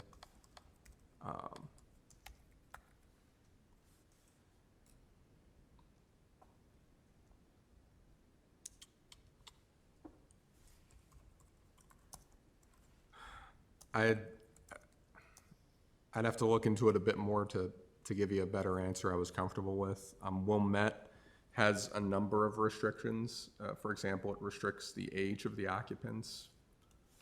I don't recall if they have an ownership restriction. I think you would find, Mr. Schuster, can you think of any off the top of your head? I don't know of any off the top of my head. Yeah. I'd have to look into it more. Okay. And apologies if I'm coming into this conversation a little late, but I did have a couple other questions. If I and can, oh, yeah. just go ahead. one Sorry. last thing before we move on. This provision is certainly trying to work in the way you just described, right? So it doesn't say one lease, but it says you need to lease it to one family to use the whole properties. That's the outcome we're trying to achieve. Sure, okay. And I looked back in the minutes and couldn't find the answer if this was discussed, but one thought that I had is to limit the, I guess, burden on the neighbors, particularly for our neighborhoods that have a preponderance of ranches. Is there discussion of limiting the ADU height to the principal structure height? So that somebody couldn't build a two-story ADU in their backyard when everybody around them is a ranch? I think we had that in the earlier draft, didn't we? Yeah, Yeah, there was some discussion and height, it's in here. that circular This about says that. 18 feet, but it doesn't relate it to the principal structure at all. Correct. And that's, trying to remember the details. I'm surprised it wasn't captured better in the minutes. So I know we, We couldn't go talked higher about than it. the primary house, I thought we said. We had it, for a while, the draft was showing that the accessory dwelling unit could not be higher. One of the height provisions, it wasn't the only one, it could not exceed the height of the principal residence. It's not in here. So it But fell it's- out of there it- somewhere.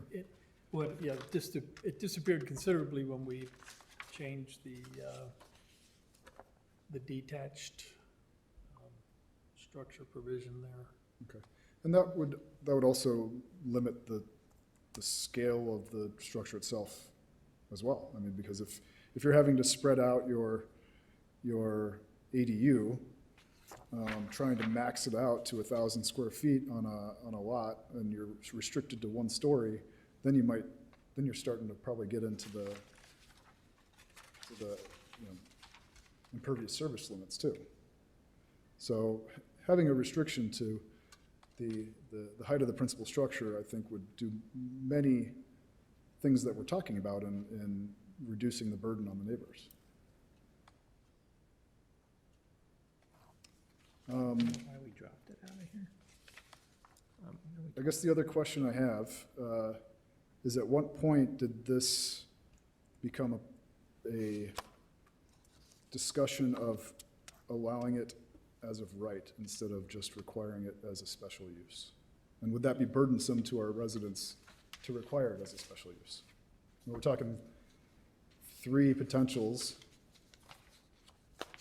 Are we expecting a huge inflow of requests for ADUs that would make it burdensome to have a public hearing for each one? I think there might have been a couple different philosophies on that, Aaron. And I think the more conservative philosophy would be to require a special use and go through the process, and that way we could theoretically identify a potential risk to the neighborhood before it occurs. But that was, there was varying discussions on that point. Chair And then I think Peters the has been a question strong is- advocate of that all along, and I think the rest of us I thought I had an ally or are two, ruling but I'm him. not Yeah. sure. But if we restrict the size or the height appropriately, the special use may not be And not necessary. be needed. I think that was the reason why we decided not to go that route. I wonder if maybe starting out, special use would be the way to go, and if we feel that it's a waste of time to do the public hearing, then maybe that's the point at which it becomes as of right. We kind of get our feet wet, and, Right. I mean, we've done that with other issues in the village. I mean, there were some things when I was on the board that were like, why do we have to keep talking about this? Can't this be an administrative thing? And, Yeah, we've said that. you know, I think in this case, that might be the path to take, is make it a special use and then reevaluate if we But start feeling burdened ourselves. that's kind of putting the cart before the horse. We still have to get the rules, Sure. and then we can talk about whether it's worth, maybe at that point, make it a special use. In my mind, I think, one other, and the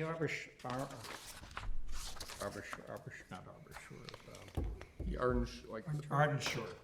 Wasn't he asking for 2 accessory dwellings on his property? At least, that's what the original plan was, but he would have to come back to us for a special use permit, or unless we get this together by that time. yeah, so that one's really lives separate from the rules you're adopting here. These wouldn't affect that. Because, Well, so in that ordinance and in the approval of that subdivision, you did give him the we gave him the ability to right to do build it, okay. 2 accessory dwelling units, Okay, yeah. And that there's, takes care of it. there's some steps to follow in there, but that really lives as a separate creature.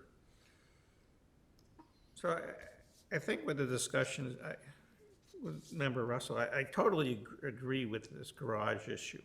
And I think if we pulled the garages out of the exclusion, it makes them much more doable, especially in the R4s and 3s, with either 1,000 square feet or 800 square feet, whatever we decide to do.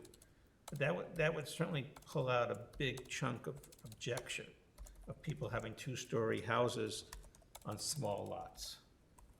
So I think that maybe is one thing we should pull out of this. The other thing we need to discuss again is height limitations, and I think we did do that. With it can't be higher than certainly the height of the principal dwelling.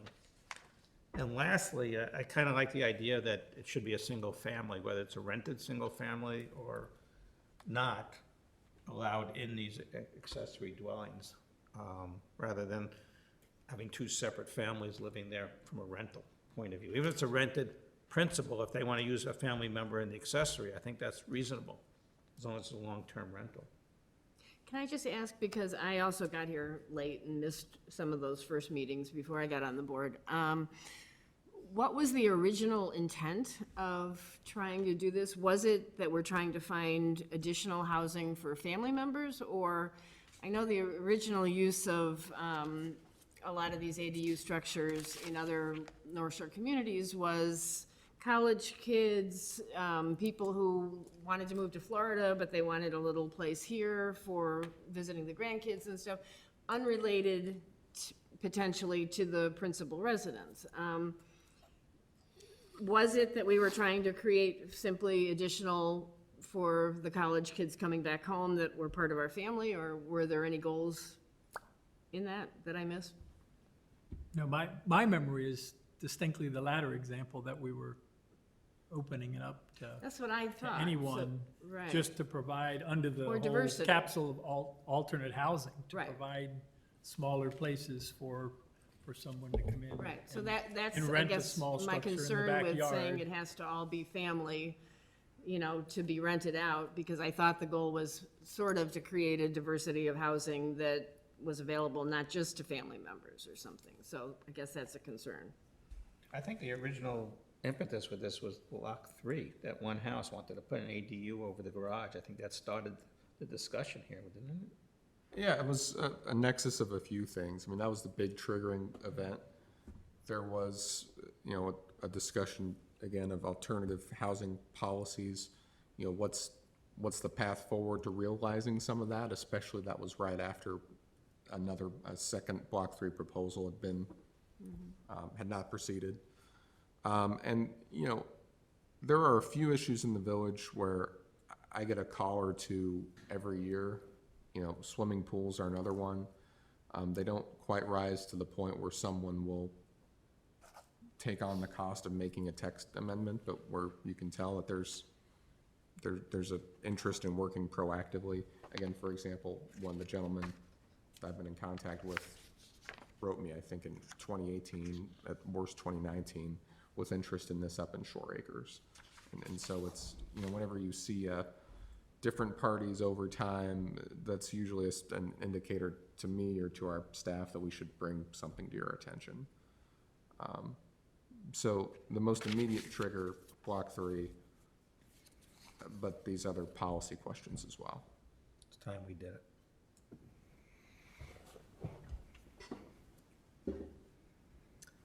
I believe their intent, the owners of that particular property, is for one of their parents to live there. Witchwood or Shore Acres? Block 3. Yeah, Yeah, We it was know for that, the, yeah. Do you know the other two examples? Are they both for family members? The Shore Acres one would be a family member. I'm not sure about the Witchwood one.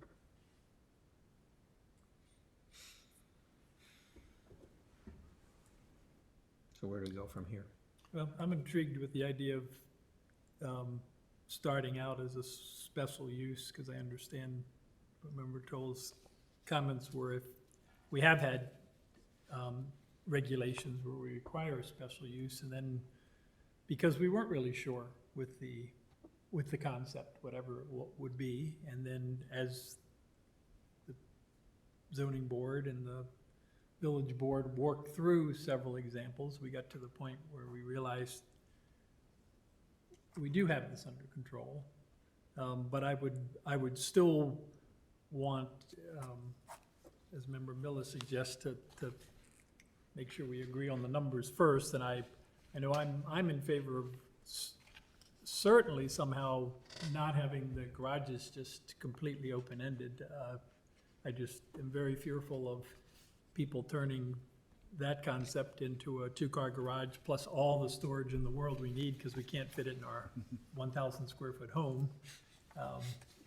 Just 2 extra racks of an additional, and right now, we'd have to allow it as I read the regs. So I would want to cap that, and I'm really feeling that the Bath and Tennis Club E2 area, as I looked at the zoning map, and the south side of Witchwood, I think, is the other E2 district, and I'm really would be more in favor of sliding the E2 in with the R districts in terms of what would be allowed. The E1 districts, as I looked over the zoning map, do have the, as the E1 zoning would imply, larger lots, and they're more located along the ravines where there isn't a backyard bordering someone else. But that's the area that, the Bath and Tennis Club area and the south side of Witchwood scared me with the 1,500 square foot provision, and then all this extra stuff that wouldn't have to count either. So that would be my first suggestion, that I don't know if you can flip open if people want to see where those E2 areas are in town, you could pop the zoning map up if anyone is interested. I feel like anything above 1,000 square feet is no longer an accessory, right? Well, it's sort of ballooned on us. We have homes that are barely above that in Lake Bluff, And unfortunately, or even smaller. I think we ended up dealing with this special case up in Shore Acres, but the lot was so gigantic, and there's so much room around it, and there's gonna be the lake on one side and the huge driving range on the other, and the country club to the north, that we kind of, and they wanted to have something over 2,000, so we sort of, I think the numbers at that time sort of relaxed across the board, but it's, Do we need to accommodate one homeowner, or can they apply for a variance, right? exactly, yeah. I'm just giving you the background Sure. of how the numbers. I appreciate that, yeah. Or I got lulled to sleep by that example. But I would agree with you, George. I'm uncomfortable with even 1,500 square feet. I mean, we've some of our homes in town are that size, and to say that 1,500 square feet is an accessory, I can't see that. I would be in favor of restricting to 1,000 square feet, and then if somebody wants bigger than that, then they can come ask for a variance. So even in country estates, kind of, with the 4.5 acre zonings and? Again, the 2,000 square foot house is not an accessory, even for a 8,000 square foot home, in my mind. I mean, that's another house. But I think on the Arden Shores property, the main structure was relatively small considering what it could have been. It could have been Right. tremendously huge. Diminutive. And so the 2 other structures were relatively de minimis when you put the whole package together. And I think that's why we weren't overly concerned, because I don't think there were height issues But I think the whole petition, so to speak, was very reasonable, and could have been much more oppressive. Yeah, I'm familiar with that particular property, and I agree. You know, I think they did a really great job with their plan. But to say that, you know, that's another unique property, right? Oh, That's very That's a unique. unique case that we would very likely grant a variation because it's a unique property. But particularly if we were gonna do as of right, as the ordinance is written, permitted use, not special use, to allow that in any of the E-districts without coming to us, I think would be a mistake. No, I don't disagree at all with that approach, Aaron. Do we have any sort of analysis of some of the estate homes that do have ADUs, how large the ADUs are? I mean, we I don't know have we- that many, but we have a few, I know. Yeah, we have a list. I haven't done at least any formal analysis of the proportions of these, again, because many of these existed, you know, a considerable period of time ago. We don't have good building plans or anything like that for them. I mean, we're generally doing surveys from aerials or working off the assessor's information. And And those would often all be those are, those would all be grandfathered per this, right? so, and it's, you could do some size studies there. It's a little murky with what we have to go off of, unfortunately. You could at least get the general footprint, so you'd know the square footage. You might not know the total square footage, but at least you'd have the footprint. If I could, if it helps your thinking. So, you know, you really have, maybe we step even more foundationally back. I mean, you really have two paths, right? The first is, if this is a special use, it's very simple, honestly. I mean, it's, you don't really have to worry about a lot of these specifics. You make these guidelines in the ordinance, you know every application is going to come before you already. You make it so that you don't need a hardship to approve one that doesn't meet these guidelines, but you still have it written there for an owner. I could bring you that tomorrow. I very much expect it could gain, you can get it done very expediently. You know, there are just drawbacks to that. And you know, I don't say this to be persuasive, I say this to consider the alternatives, right? So one situation to consider is someone's looking to buy a home, they know they need an accessory dwelling unit. They can't apply without a contractual interest in the property. I would say most purchasers, Ms. Fisher, you probably know better than I would, are not sophisticated or would have no interest in getting a zoning contingency to apply first. Most sellers probably would consider other offers.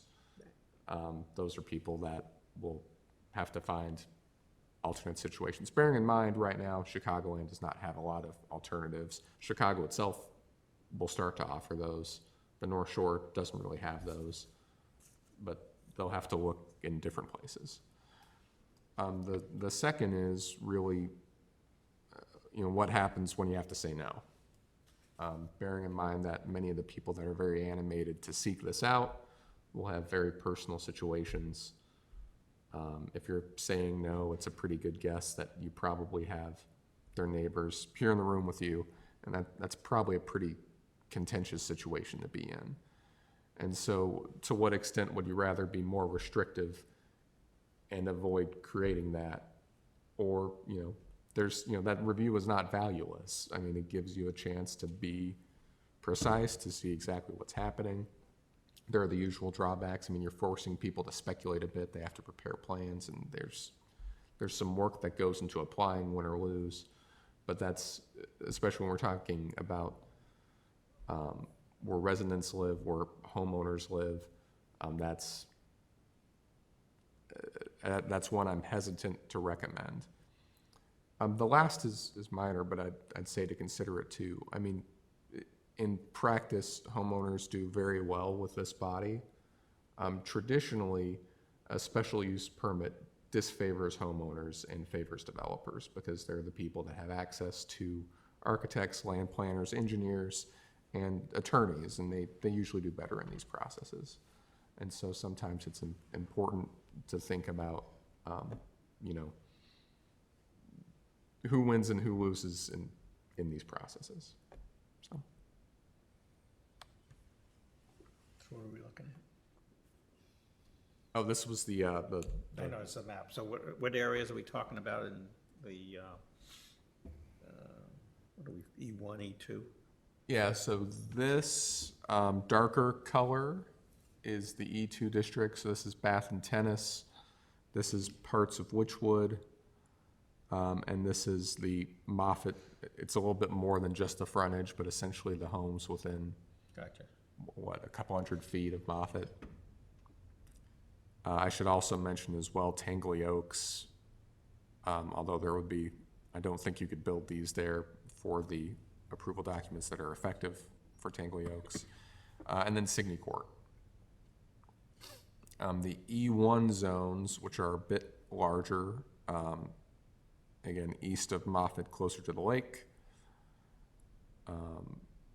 That north, I won't guess at the dimension, but you know, I guess I will, 500, 750 feet from Blodgett, much of which is tied up in the Crabtree estate. I should mention, I think, you know, there are accessory dwelling units in this area already. Belforet, again, haven't looked at that PRD document, may or may not be able to do it there, probably could. Okay. And then Thorn Valley and some of the other lots along Green Bay, Stonebridge as well, although, you know, that will be, anything going in there would be part of some ultimate development plan for that property, I would think. And then you get up into the northeast of town and you're in the country estates.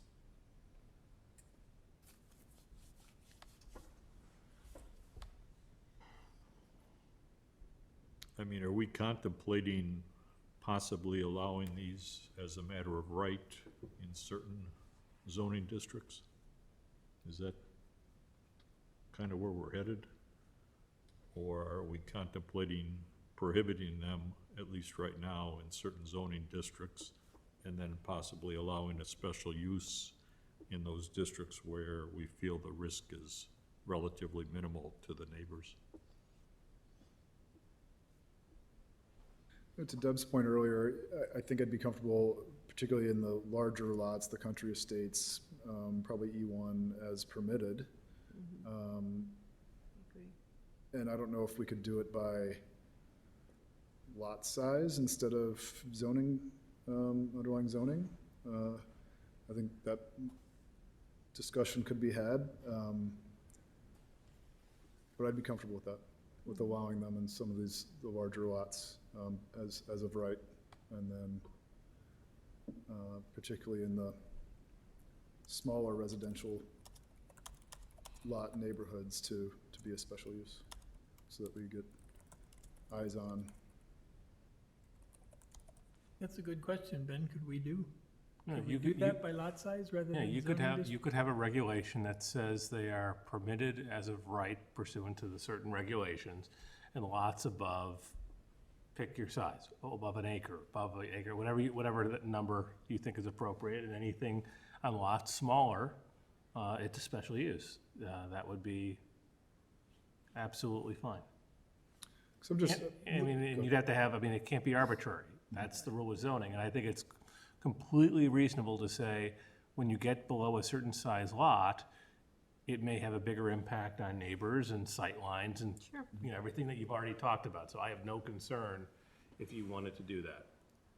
I'm just looking at this map, and, you know, particularly, I mean, Lakeland has some, you know, relatively, at least narrower lots that would certainly create more of a burden on neighbors than some of the other areas. So, and I don't know what that number would be as far as lot size to say, you know, is it an acre or 2 acres? I don't know. Because you're still factoring it against square footage and everything, and the formula still works, that it all has to work together and stuff, but I think it lets where you can set it by right, I think it lets people's expectations be kind of clear that, okay, well, I could do this here, assuming I make everything work out, That's all fine and good, but you still have to set the rules. Right. Whether we do a special use or right, and I don't think we're close to setting the rules yet, so maybe, again, we're ahead of ourselves. Those are the final aspects. We need to, do we get rid of vehicular garages as part of this? Do we have a height limitation, which we've had? I think that we just need to decide on first, and then move on to say, well, by right, it's okay here, by a special use permit, possibly, it's okay, it's not okay here unless you have a special use, or if you follow the guidelines, maybe you don't need a special use. I think we're way ahead of ourselves by doing that aspect first. I think we have to get to the nitty-gritty, the details, and then we can decide on special use and so forth. Yeah, I agree with you, Elliot. I think we all want to move forward with an ADU, or it seems like we're all intrigued with opening that up to our village, and especially if E1 is permitted or working on, I'm intrigued with working on the size of the property. But just to say, let's go to special use and to evaluate what's coming forward versus really saying, perhaps there's a number. I don't know what that number is yet, if it's 1,000 square feet, if it's 850, but I do think we should shrink down the size, and I love the idea of relating it to the principal structure, that we don't have anything exceed that. But I think we can do this as a group. I'm encouraged to think that we could perhaps find a way of really limiting it in the beginning versus going, in my opinion, versus going to special use in general. But again, I've been swayed in my direction tonight in a few different avenues, and so I clearly we need to keep working forward, and I'm also curious to see what that 1,000 square foot would mean.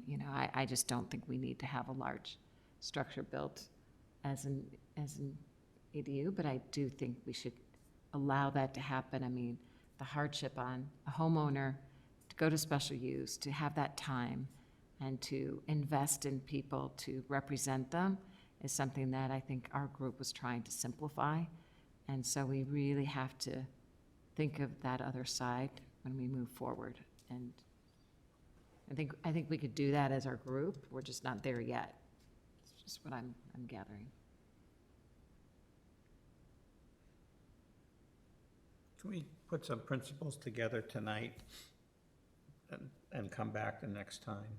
So we kind of fine tune what's here, agree on some basic principles of size, and then readdress it next time, would be my suggestion. Are we aligned to to delete that exclusion of the 440 square feet for the garage under section C1, page 4? Because as George was emphasizing. Either that or put a cap on the size of the garage so that it just doesn't, because right now it could be gigantic and truly still be considered a garage area. Well, So just I- get rid of the exclusion. Wouldn't that be Yeah, the and easiest thing it to works, do? it's got to marry with whatever numbers we come up with above for the final. But yeah, I don't have a problem going either way as long as it's just not open-ended. And then on the height issue, I guess if you had a large enough lot and you have a ranch home on it, theoretically you could say, well, I'll put a second story on there, and then I'll also put a second or two-story ADU in the backyard. Which comes first? Which comes first is putting the second story on your primary residence. Well, then it becomes a moot point. Well, And you can do that on the garage once you have the second story on the, right, then, yeah. on the larger lots. But it would be limited to 18 feet. Right.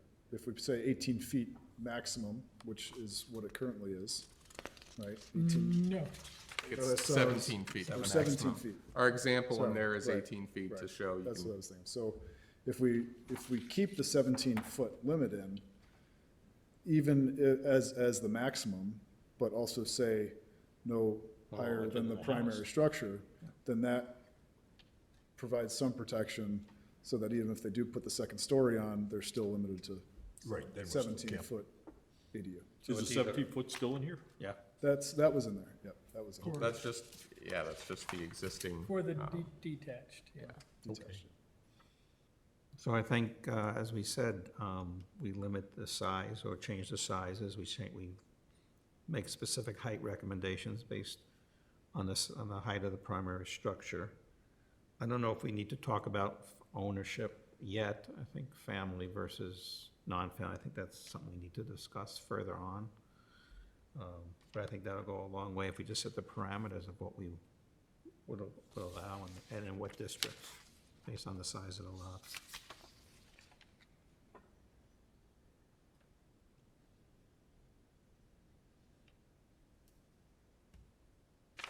So, is 40% of the gross floor area legit, or do we want to change that number? And I'm just talking off the top of my head, I have no idea. But 40%. Those were the examples that were given. That's the floor area that I mean, that's those different examples that were given by the architect. So it's 40% of like a 10,000 square foot house versus a 40% of a 1,500 square foot. Right. Is what we're saying. Is that still valid? Up to a maximum of, it sounds like Well, it says, yeah, up to a 15. maximum of 2,000. Yeah, it sounds like people are a little uncomfortable with 2,000 square feet, though, you know, that was put in there for the one property up north. Or in How big Shore. of a property, I'm not good with math, how big of a house do you have to have a 2,000 square foot ADU? If we're doing 40%. 6,000. Yeah, 0.4 times 5,000? 5,000, yeah, 5,000 square foot home. That's big, but it's not huge. Accountant.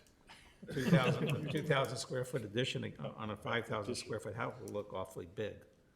But if you have a 10,000 square foot house, like some of the mansions on Shore Acres, a 2,000 may not look so big. Right. So I don't know, I guess 40% works, but do we put a restriction on square footage, or is it, keep it as a percentage of the principal residence? I guess at some point, the FAR is gonna also come into play. That's exactly it. So, you know, So a maybe lot we of the 5,000 square foot homes that we have wouldn't allow for a 2,000 square foot. exactly, So so maybe we just leave it at Already maxed out. 40% and get rid of the 2,000.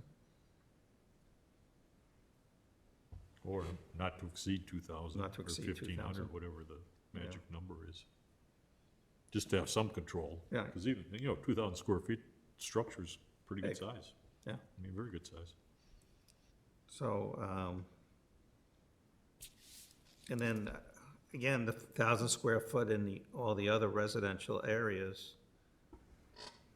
I mean, if you have a 1,200 square foot house on a lot in the east side, 1,000 square foot house is an addition, is a second story on it or something like that. So I think 40% is probably the better number, or some percentage, rather than actual square footage. If we're tightening up these rules. Because you're still gonna have the FAR kick in. and- Yeah. Yeah, Yeah, so so, I don't think we need the square, maybe in the larger lots up into so-and-so, but maybe at the smaller lots, we get rid of the actual numbers and just use a FAR or 40%, whichever is larger or smaller, whatever the case may be. Does that make sense? And that idea scares me, Elliot, Yeah, I was because I gonna still say, think you George. could have a pretty good size in the Bath and Tennis Club area there. Well, we can put up to a Those are certain 1 acre limit. lots, We so can do it I, up to a certain limit. so I guess, yeah, I think keeping the general outline the way we have it and just scooting the numbers down. I mean, if we're gonna all of a sudden put the garages back in with the units, then we're picking up 500 square feet already. If someone wants to have a 2-car garage with their ADU, I think the only change that I would think we'd have to make is I still worry about the E2 being at the 1,500. The E1s are, as I look at the areas where E1s are, the lots are just more massive, more open, more ravines, or Crabtree, the southern end of Crabtree. I'm not worried about that being 1,500 plus the decks and the porches and stuff, but I am worried about it in the Bath and Tennis Club area and right along the frontage of Moffett Road and East Switchwood, where the homes are pretty close together. There's a clarification, does, and I think it exists, if you have a detached versus attached garage, is there a certain change in the FAR ratio or numbers? On some smaller lots, a detached garage or any detached structure in the rear quarter of the lot will have an exemption, It's a bonus. Complete exemption? up to so many square feet. Because that's something else you have to consider. Only for the very tiniest lots does that apply. I mean, I think anything it's- above 7,500, they start counting Okay, completely, so but again, if you have I a don't real think- tiny lot and you're those excluding, lots aren't gonna be able to tolerate large FAR. ADUs of any consequence because of Okay. the overall rules, so I don't think That's we an would issue. need to worry about that. so, all right, so somebody make a suggestion here with the numbers, because I'm kind of at a loss I to guess be I would just specific. suggest we slide the E2 in with the Rs.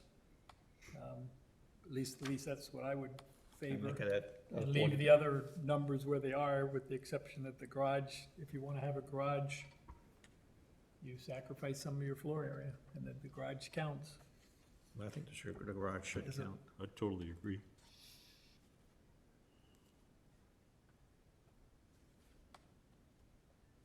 So we're saying 40%, 2,000 in the CE district. Well, I think we're gonna make an adjustment, look at the lot sizes, though, right, Glenn? Are we still thinking that if there's an odd, very small lot in the country estate district, do we wanna make sure? I think there are a couple tiny ones up there just north of the Yeah, country club less buildings. than and 4 acres, you're to right. suddenly allow a 2,000 square foot structure. So it would be that- 40% or 2,000, whichever is less or whichever is more, or? They have to comply with Less. both, but instead of having the Whichever's more CE, restrictive. we may have an extra provision in the country estate. If your lot is less than Okay, blank, Sure. then you have to follow the rules of the smaller gotcha. lot, at least something along those lines, if that Okay. makes sense. So maybe lot size, if we're trying to pull out lots from zoning districts, then maybe lot size would be the better metric to use anyway. Because there are definitely existing non-conforming undersized Sure. lots in every district in town. Right. And Right. we don't want them to suddenly be our first test case with the new Right. ADU. So is there anything else we would add to the size then at the moment? If not, then I think we should talk about the height. So we said that the height should not be higher than Principal the structure. residential the primary house, or 17 feet if whichever is, if the primary house is 19 feet, the accessory dwelling can't be higher than 17 feet, or the size of the house, the height of the house. If it's smaller than 17 feet, Right, then yes. can't be higher than the primary residence. And to be clear, so 17 feet is in the R districts, right? So R4, the That's what it terraces. says here. Yeah, there's a higher limit in the estates. But you could always cap it at again, the existing height limit or the principal structure. Right, And that takes away a few possibilities, but I think it's mostly at the margins. E2 through R6 is all 17 feet, so then in the two bigger districts, it jumps up to the 30 feet, but those are the ones we're suggesting that I'm not generally really lot worried, sizes yeah. are I'm not really worried about not this. gonna be generally issues. do we want to tackle ownership and rental now, or just do this first and then do that? Well, after we talked it through, I guess I'm sorry I brought it up, because I think maybe what staff recommended was okay. Once I heard the concerns from Ben, and I don't have a I don't problem think with we're gonna get too many out-of-the-box We can certainly make that a situations. special use, if that's the case. If it's anything other than family, we can make it special use, I suppose, but that's something we can discuss. I think that's gonna get into What you're That saying, would be- the legal aspects. fair housing stuff, yeah. Okay. Do we have many corporately owned houses in Lake Bluff, or do we have more now than we did a couple years ago?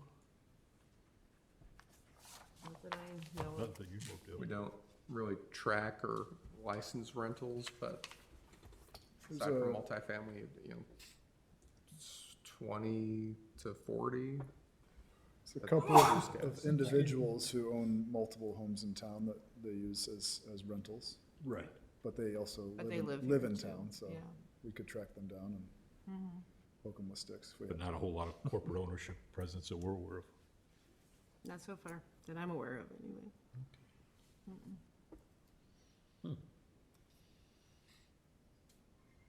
Can I just ask, again, this was probably discussed before I got involved, but the rule about that you cannot have an ADU before the primary structure is built, I mean, historically, Lake Bluff did, a lot of times, even in the old estates, people would build the small house and then ultimately build the big house.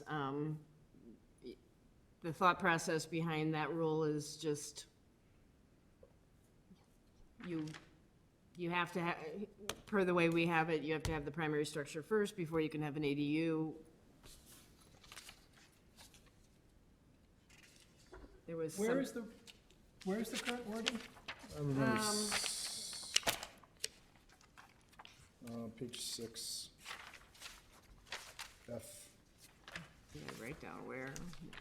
Accessory Oh, in buildings the should not be ordinance erected or itself? used prior to the construction and use of the principal building. Yeah, thank you. Okay, 6F on the ordinance. It was in the outline as well. Yeah.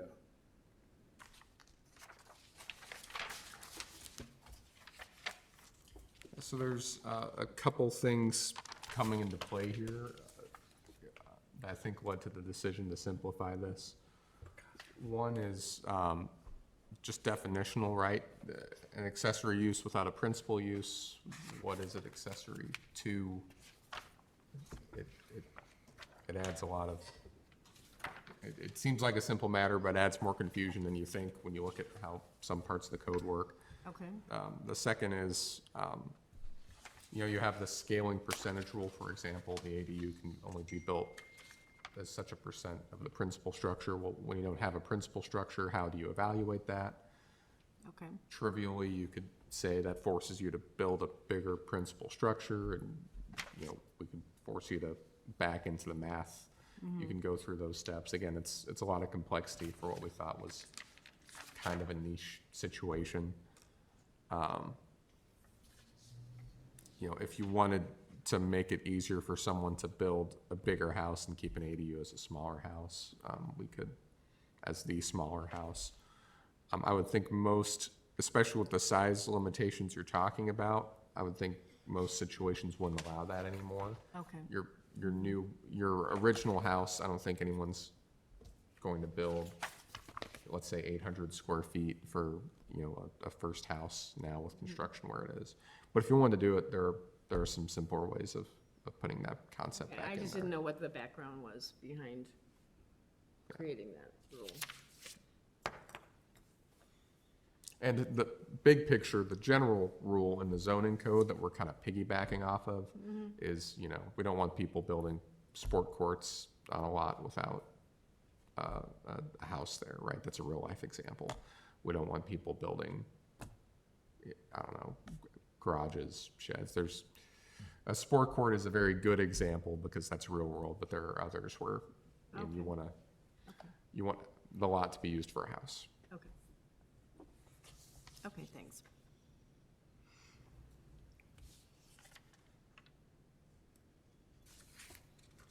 Anything else on the ADU issue tonight?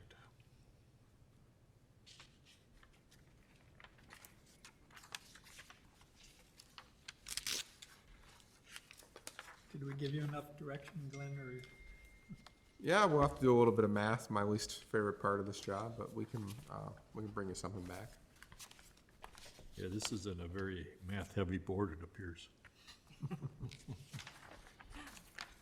Well, George is the exception. He likes the numbers, right? I'm not trying to like them.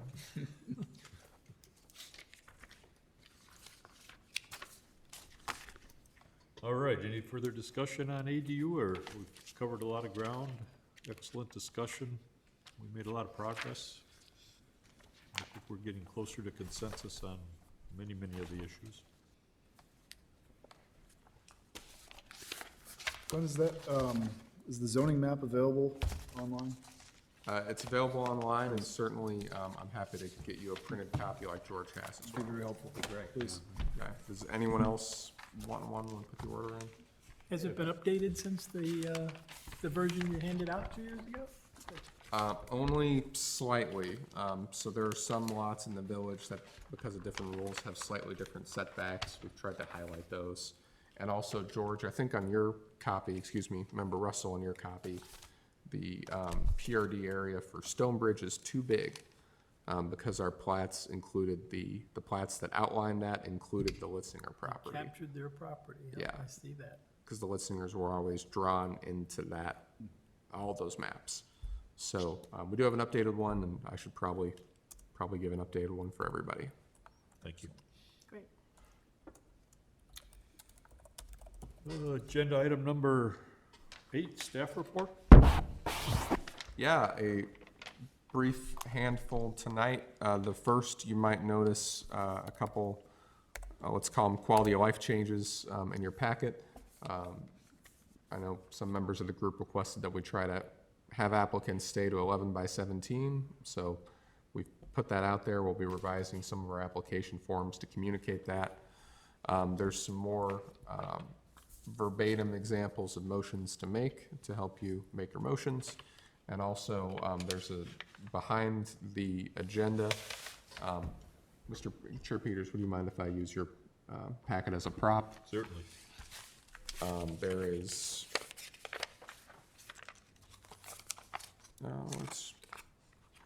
never mind, it's not handy, but there is a, just an introductory sheet for members of the public. Here's what we do, here's the order of hearings, things like that. So that may be a reference for you.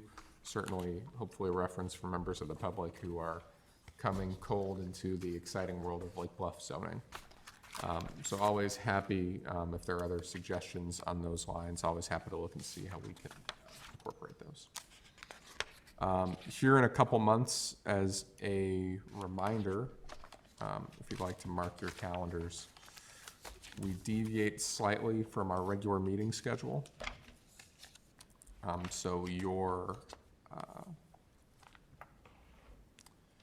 on your September meeting date, that moves to September 22nd, which is actually the 4th Wednesday of the month. I believe that's to accommodate a Jewish holiday. So again, still around the middle of the month, just moves back 1 week for that. What's the 22nd? I'm sorry, what date is it gonna be? The actual meeting date would be the 22nd. Ordinarily, it would be on the 15th. Yeah, I have it Yeah. written down. Okay. And then I know Mr. Schuster wanted to talk a bit about virtual meetings. Yes, just a quick update on virtual meetings, because we have been doing them, at least now we're hybrid. So, under the Open Meetings Act, there was an amendment at the beginning of COVID that said that we can have meetings virtually if 2 conditions are met. Number 1 is there has to be a proclamation of emergency by the governor. And number 2 is the head of the public body, the chair, has to deem that it's prudent not to have everybody meet in person. So currently, the governor's proclamation is in effect, and it will be in effect until the 23rd of this month. Every 30 days, he has to renew it. In his last one in June, he said he put a provision that was awkwardly worded. It's completely unclear what he means, but we believe the intent to be, what he was saying was, this is going to be the last time that I extend the opportunity for virtual meetings. We're going to see how this plays out, because there's some weird issues in the language of the law, where as long as there's a disaster proclamation that exists, does the governor actually have to state, I hereby bless meeting? If it's just in place, that may work. So we're going to see in the next couple of days what he says. And based on that, we can determine whether or not going forward we're permitted to have virtual meetings. Now, if the governor decides to do away with virtual meetings, there are a couple things to know. Number one, you can still allow the public to appear via Zoom, just like we did this evening, even if we have to be here.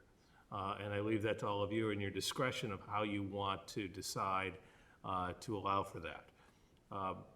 The other issue, is going forward is to remember the default rule. If the COVID rules don't allow us to have virtual meetings, we then fall back to the default, which is you can appear virtually electronically, as members have in the past, but only in 3 situations. And that is illness, family emergency or other emergency, or if you are away for work. And we've had members who've appeared via speakerphone or whatnot from all over the globe because they've been traveling for work. But it does not permit being at a summer home and then you call in, or I like to be in my pajamas, so it's nice to be on Zoom. We go back to the old way of doing it. So there will be you may hear some of this discussion in the next couple of days about what the governor's going to do with the Delta variant. I don't know if he's going to change his intent and say, you know what, we're going to extend this for a while. But because of that, there may or may not be changes that occur, and I just want you to be prepared and understand kind of the background of that, of what's going on. So every month will be, it's a month-to-month situation at the moment, and we'll relay whatever information we have. So if I'm on vacation next month in Montana, which I'm supposed to be, unfortunately, when the next meeting is, and I twist my ankle.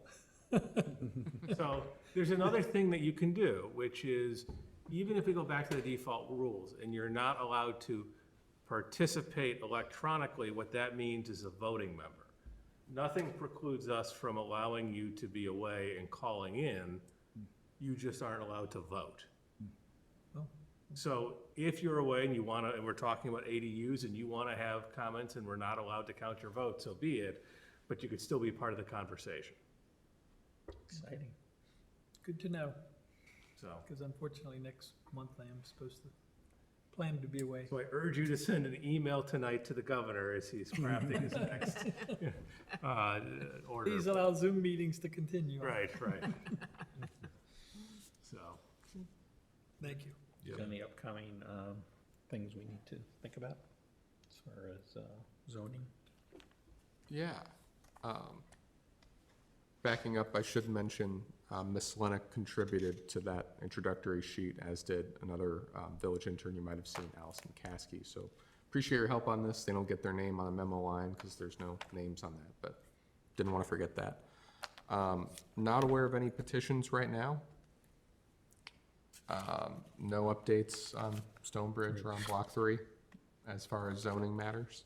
It was interesting, Lake Forest and their objection to some new 2-story housing in downtown area. Did we hear about that? I did not. Can we talk about that? I should wait till after the meeting's over. No, you can talk about it if you like. There was a 2-story housing to go behind 2 3-story houses right off of West McKinley. Was it McKinley? And the public was outraged that they put a 2-story structure in their neighborhood. And it was the same builder who wanted to build the 3-story structure on Block 3, the last one that came in with Brad Anderson. So we're not the only community who objects to tall buildings in residential areas.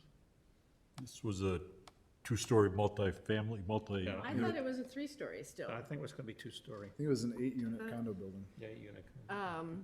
But the group that turned it down this last time, because this has been going on for, It was historical.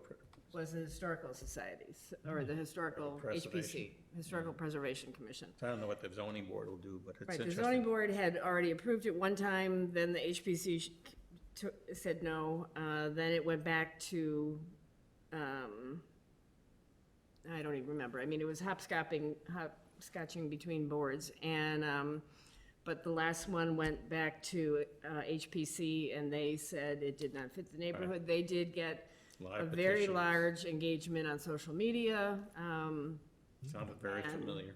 yeah, change.org and et cetera, and decided against it, and I don't know where, I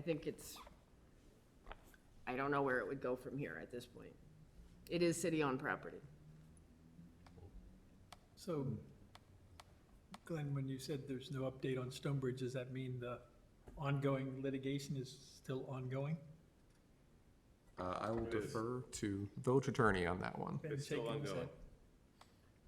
Can they, because they have unlimited money, can they just extend this out indefinitely? Or is there a time frame? I mean, you can't extend litigation totally indefinitely. And what I can say is that there are some dispositive motions filed with the court, so we will see. What kind of motions? Dispositive, Meaning meaning like, disposition. depending on how the judge rules, it could end the trial court case. But, you know, we'll see what the judge does, and then after that, there's opportunities to appeal, and could it go on for a while? Yes. But we'll see how it plays out. Did part of the length of the time have to do with COVID and the courts being closed and stuff? No. No, had nothing to do with that. No. I mean, the issue, and I'm guarded by what I'll say, but litigation, when you get into discovery, when you get into, you know, turning over records, depositions, all the type of things that go on in a court case, it takes time. And so the first step of a litigation is usually there's the complaint, then there's motions to dismiss the complaint, and then there may be, if things are dismissed, there's amended complaints that get filed, and it goes multiple rounds, and once you get past all of that, which could take a year, I mean, then you get into to discovery and all the other aspects, so it can take quite some time, and it's why court cases typically, non-COVID times, can go on for, it's not uncommon for 1, 2, 3, 4, 5 years. Amazing. So it's just the way the process plays out. Thank you. Glenn, is the big project that we approved up in Shore Acres, are we getting signals that that's still moving forward? They started submitting any construction? No signals that it's moving forward, no signals that it's not moving forward. We're still Waiting? within the period of time. I'm not too worried about it, and certainly we know, especially compared to in past years, for example, surges in the price of lumber, things like that, I can see why someone might be happy for their plans to take a little longer to come together. I will say, and we'll share this out at a later time for people that are interested. This is the Lake Forest project that was being referred to. This is just the site plan, and then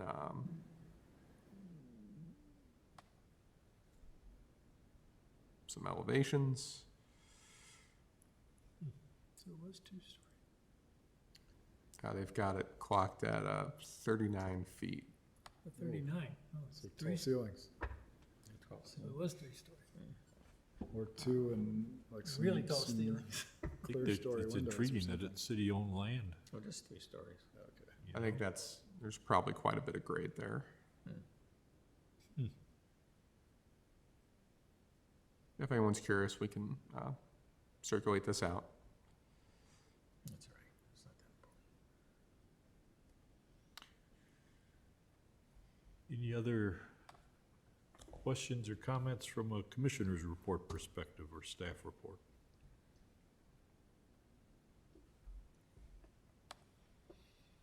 Hearing none, agenda item number 10, adjournment. Is there a motion, please? Motion. Second? All in favor? Aye. Aye. All right, well, Good meeting. it's great to be back. Productive meeting. Hopefully I won't complicate things too much for No, He will help move us along, sure, after your experience on the village board.